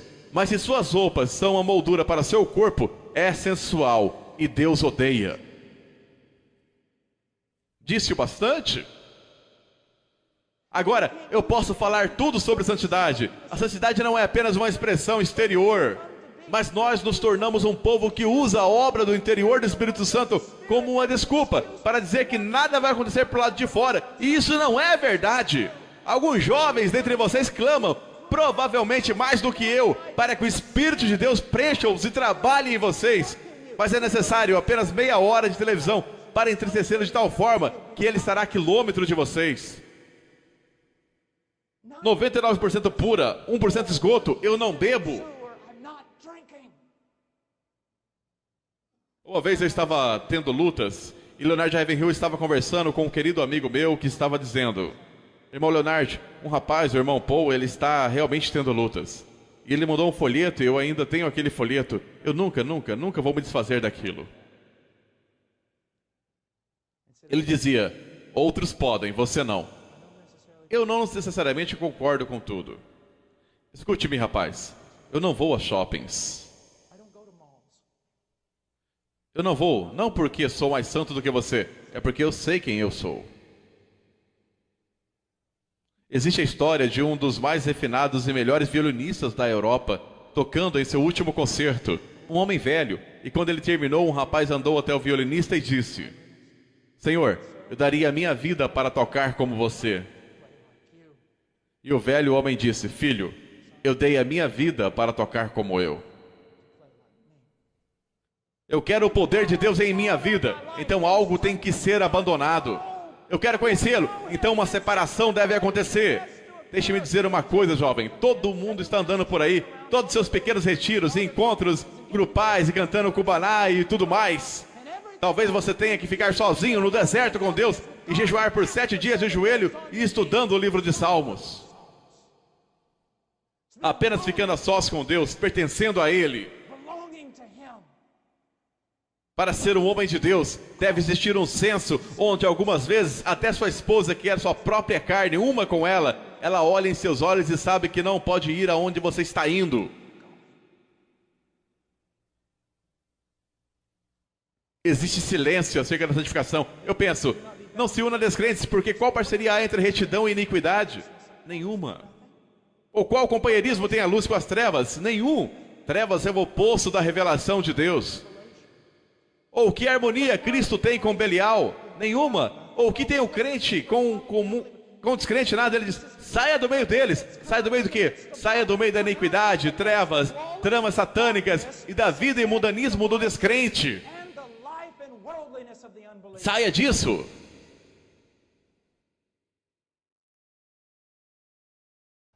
Eu tenho uma 10ª acusação e esta é muito importante para mim.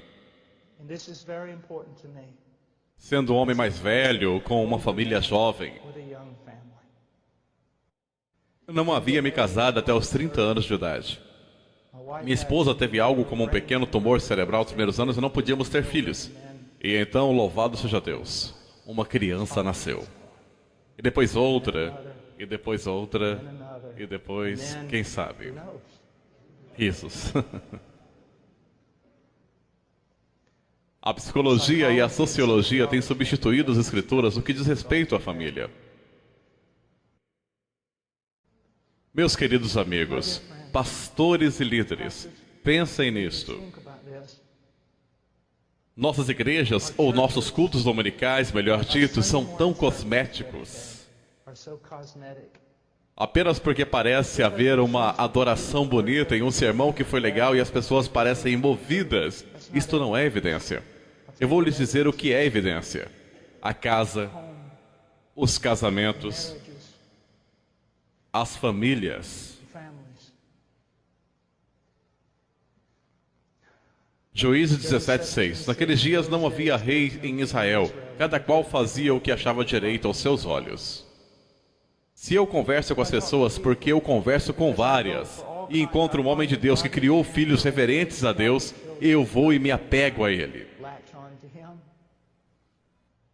Mas na maioria dos casos, sabe o que eu descubro? As pessoas com quem eu converso na igreja são todos ligados a fábulas profanas de sociologia, isso e aquilo e qualquer outra coisa. Cada qual o que acha mais reto e não conseguem se dar conta disso. Mas sempre que tem a oportunidade de encontrar um homem e uma mulher que adequaram a si mesmo e a sua família de acordo com as escrituras, a diferença é esmagadora. Quando estou em um avião, adoro fazer isso. Homens sentam ao meu lado e depois começam. O que você faz? Ah, eu sou casado. E eles? Ah, o que mais você faz? Ah, eu sou o pai. E o que mais você faz?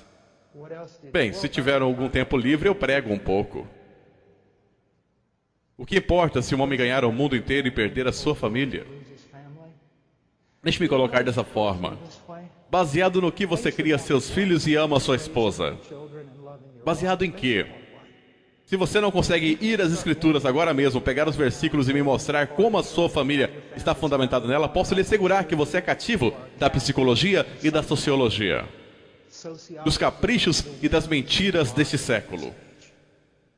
Veja bem, você não tem o direito de fazer isso, você não tem autoridade, Senhor, separado da palavra de Deus. Veja Gênesis 18:9. Porque eu os escolhi para que ordene a seus filhos e a sua casa depois dele, a fim de que guardem o caminho do Senhor e pratiquem a justiça e o juízo, para que o Senhor faça vir sobre Abraão o que tem falado a seu respeito. Que maravilhoso! E preste atenção, Romanos capítulo 12, versículo 1 e 2. Bem, o versículo 2 nos conta que a vontade de Deus é perfeita.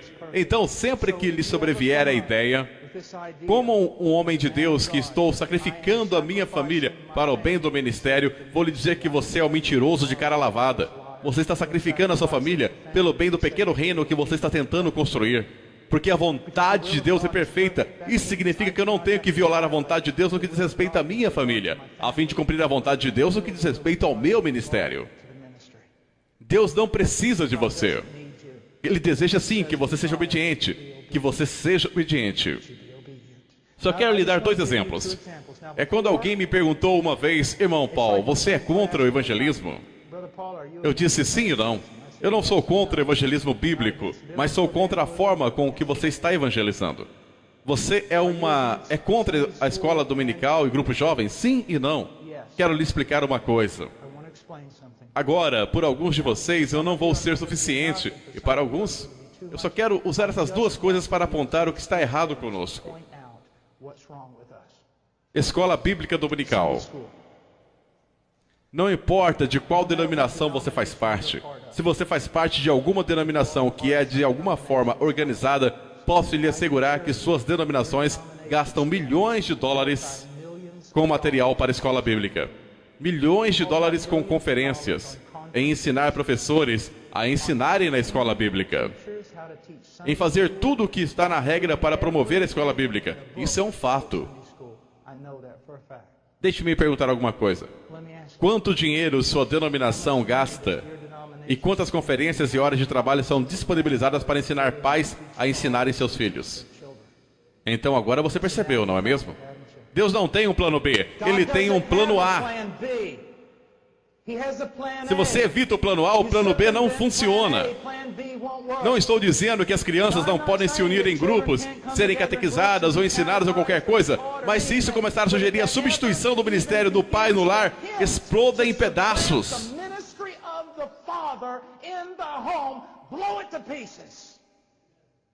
Entende o que estou dizendo?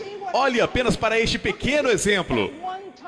Tudo pela escola bíblica, tudo pela escola bíblica, mas há dificilmente uma conferência em todo o país para ensinar homens a educarem seus filhos. Na maioria das vezes, a escola bíblica não é nada mais do que entretenimento, pois o professor de escola bíblica não tem a autoridade para disciplinar seus filhos. E ainda que tivesse, não fariam, pois não acreditam nisso.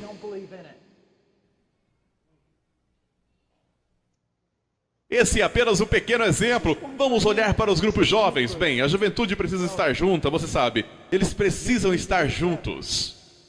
Tudo bem, vamos ver Provérbios 13 e 20. Quem anda com sábio será sábio, mas o companheiro dos insensatos sofrerá aflição. Quem lhes disse que a juventude deve estar junta? Quem lhes disse isso? Eu vou lhe dizer quem disse isso.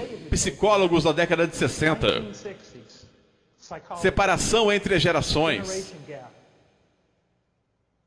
A juventude deve permanecer com os adultos para que parem de agir como tolos ingênuos. E unam-se à maturidade, deixando de lado a tolice, a qual leva à destruição. Não digo que vocês não podem reunir a juventude, mas caso façam, sugiro que tenham os pais junto a eles. E você diz, bem, e quanto à juventude perdida que chega à nossa igreja? Bem, o que eles estão vendo agora? A juventude perdida chega à sua juventude cristã na igreja e vê quase o mesmo que vê em sua própria casa. Sem pais, crianças ensinando crianças, ou um cara um pouco mais velho com gel no cabelo ensinando seus filhos. Mas o que aconteceria se a juventude perdida chegasse à sua igreja e eles vissem lá as crianças e a juventude em um relacionamento amável e maravilhoso coletivamente com seus pais?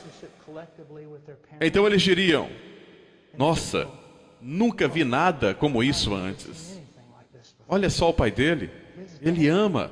Quero dizer, ele ama o pai dele. Quero dizer, olha só. Então isso é o cristianismo.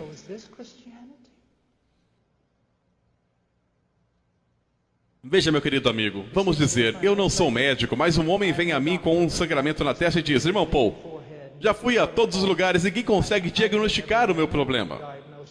Eu digo, bem, eu não sou médico, mas vou segui-lo por 24 horas. E eu noto que sempre que o relógio soa, soando 1 hora, ele bate em sua própria cabeça com um tijolo uma vez. Soando 2 horas, ele bate com o tijolo em sua própria cabeça 2 vezes. Soando 12 horas, ele bate 12 vezes em sua própria cabeça com o tijolo. Após observá-lo cautelosa e cuidadosamente, fazendo anotações por 24 horas, eu vou até ele e digo, sabe, acho que descobri qual é o seu problema. Não sou médico, mas acho que descobri qual é o seu problema. É patético dessa forma entre nós, igreja. Por que nossos filhos fazem o que fazem? Porque tudo é como um velho, querido santo. Alguém o questionou uma vez por que seu filho adolescente sair de uma moça jovem para um lugar reservado. E disseram, você não confia em seu filho? Ele disse, não, eu confio em meu filho. O que fez pensar isso? Eu não confio em seu pai. Eu não deixaria o pai dele sozinho com uma mulher que não fosse sua esposa. E tenho muito mais a perder que o menino. Tenho muito mais controle sobre minha própria vontade do que um adolescente com hormônios raivosos. O que o fez pensar que eu o deixaria? Nós violamos princípios bíblicos após princípios bíblicos, após princípios bíblicos. E depois imaginamos por que está tudo uma bagunça. Apenas uma passada bem rápida comigo. Vocês sabem que quando eu digo bem rápido, estou falando em alegoria ou algo assim. Ai, ai. Vá até 1 Timóteo.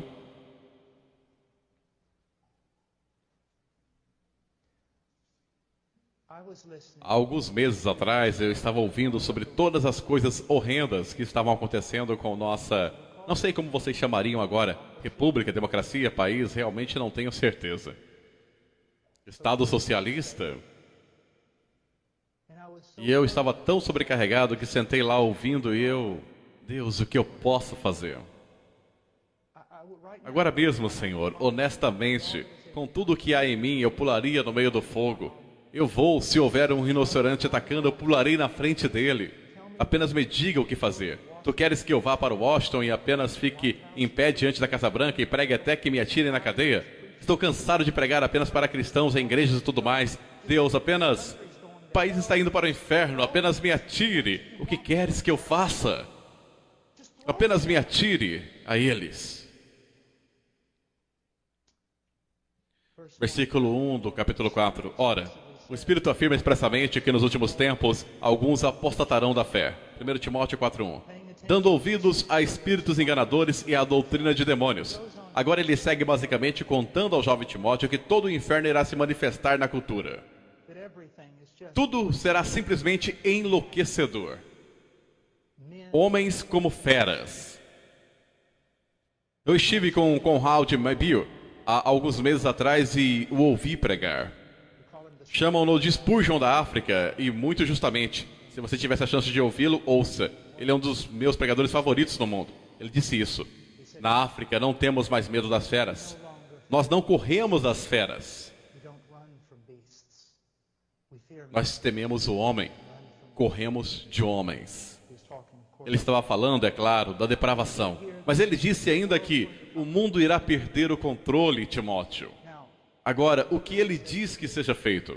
Versículo 6. Expondo estas coisas aos irmãos. Serás um ministro de Cristo Jesus, alimentando com as palavras da fé. E bem aqui, neste texto, começou a se desatar para mim. Paul, o mundo perdeu a cabeça. Tudo vai acontecer e está sob minha providência, mas ouça-me. Esta deveria ser sua reação em meio à manifestação de todo o inferno, em meio à apostasia, em meio à perseguição. Eis o que você precisa fazer: ser constantemente alimentado com as palavras da fé. Nós sempre queremos correr lá fora e fazer alguma coisa, queremos consertar alguma coisa. Deus está em busca de homens de caráter, espadas polidas. Em primeiro lugar, filho, seja constantemente alimentado com as palavras da fé e da boa doutrina que tem seguido. Este que tem seguido é muito importante. Penso que está nos indicando que um simples estudo intelectual da Escritura não irá alcançar o objetivo que Deus tem para seus homens. Eles devem obedecê-la, devem começar a segui-la. Você não pode aprender bem a doutrina até que siga a doutrina que aprende. E então ele diz isso. Mas rejeita as fábulas profanas e de velhas caducas. Meu querido amigo, deixe-me contar uma coisa. Toda essa coisa de igreja emergente, muito desse negócio de crescimento de igrejas, toda a sensibilidade cultural jogando pela janela a sensibilidade à Bíblia, é apenas um punhado de menininhos querendo brincar de igreja sem o poder de Deus em suas vidas. E eu vou manter essa opinião.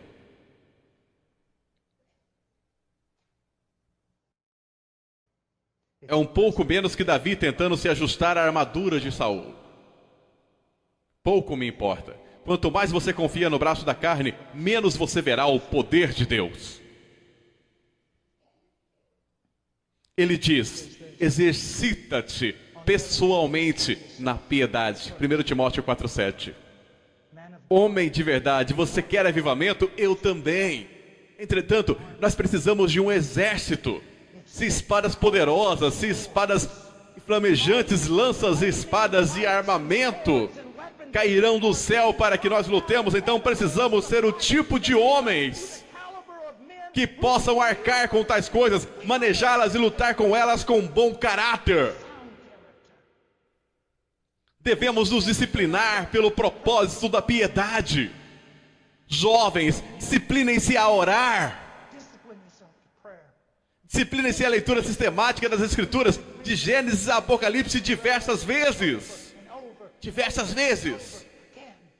Disciplinem-se do seu discurso, disciplinem-se nas companhias que mantém, disciplinem-se no seu deitar e no seu levantar. Isso é uma guerra. Discipline-se. Jovens, posso lhe dizer uma coisa: a menos que você seja uma exceção, nascido na geração que você nasceu, se você tem menos de 30 anos de idade, aliás, até mesmo menos de 40, você provavelmente carece de disciplina, porque você nunca foi obrigado a trabalhar, você nunca teve que trabalhar por sua comida, e seus pais nunca o fizeram trabalhar tanto até seus ossos chorarem.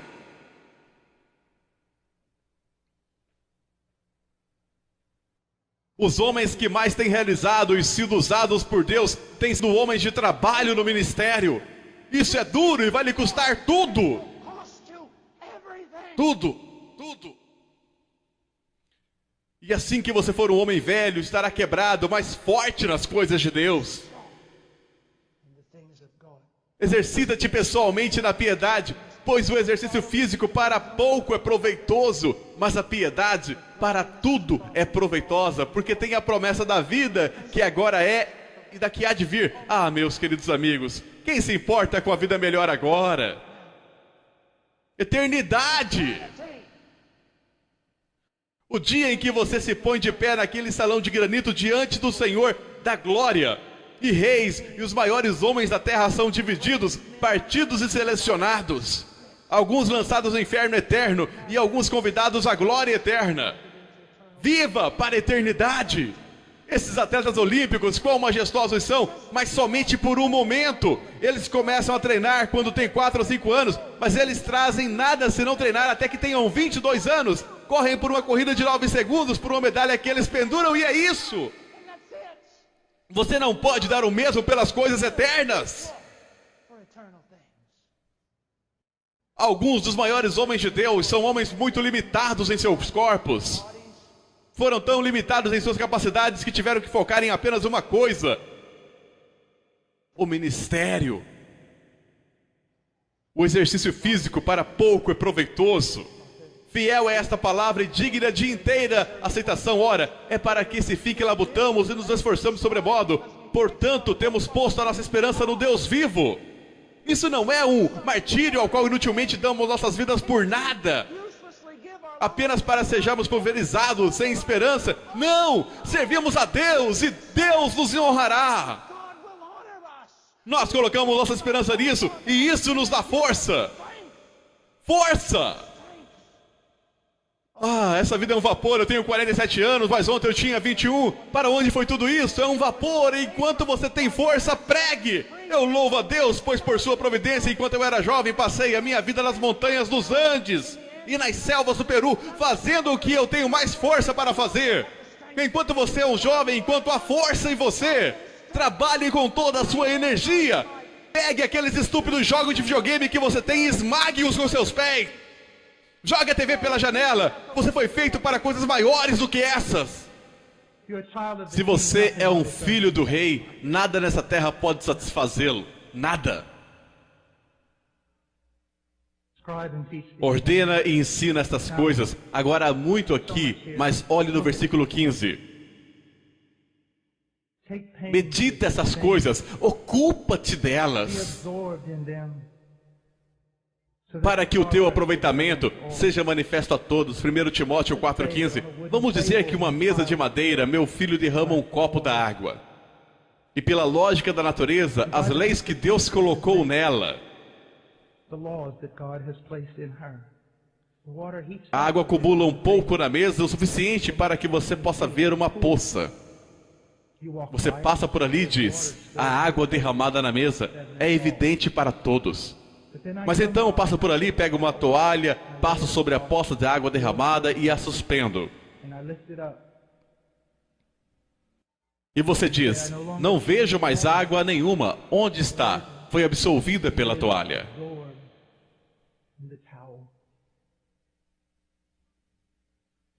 Homens, vocês devem estar absolvidos nessas coisas de piedade e caráter.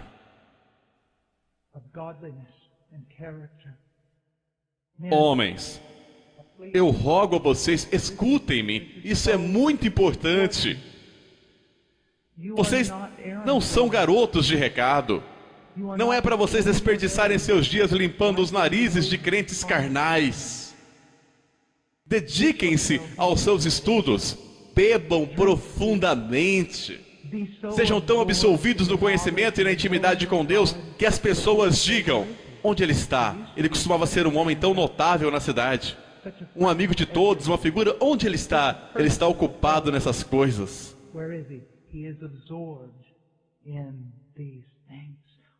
Nós somos homens de Deus, somos ministros do Altíssimo. Deveria haver uma alteridade sobre nós.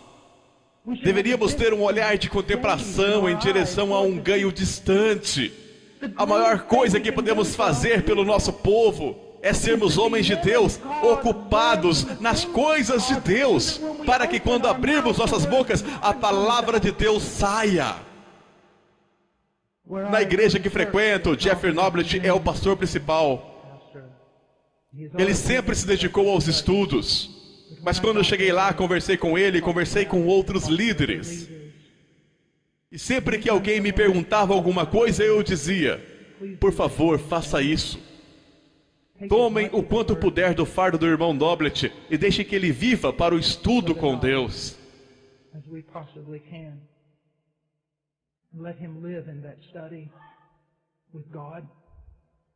Pois eu tenho um filho aqui. E o maior presente que aquele homem poderia me dar é estudar para se apresentar aprovado e vir ao púlpito no poder do Espírito Santo e proclamar: assim diz o Senhor, corrigindo e repreendendo, anunciando grandes promessas e advertências. Por favor, façam isso por mim.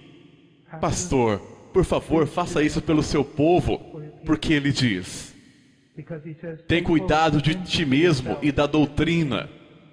Continua nesses deveres, porque fazendo assim salvarás tanto a ti mesmo como aos teus ouvintes.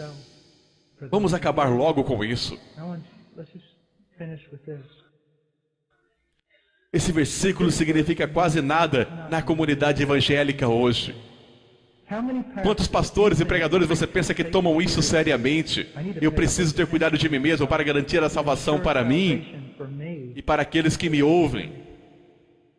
Eu tenho uma pergunta, pastor. Quando foi a última vez que você examinou sua própria fé, a sua própria vida, para ver se você realmente está na fé? Para ver se você realmente o conhece. Veja, meu amigo. Eu tenho grande certeza quando estudo minha própria conversão.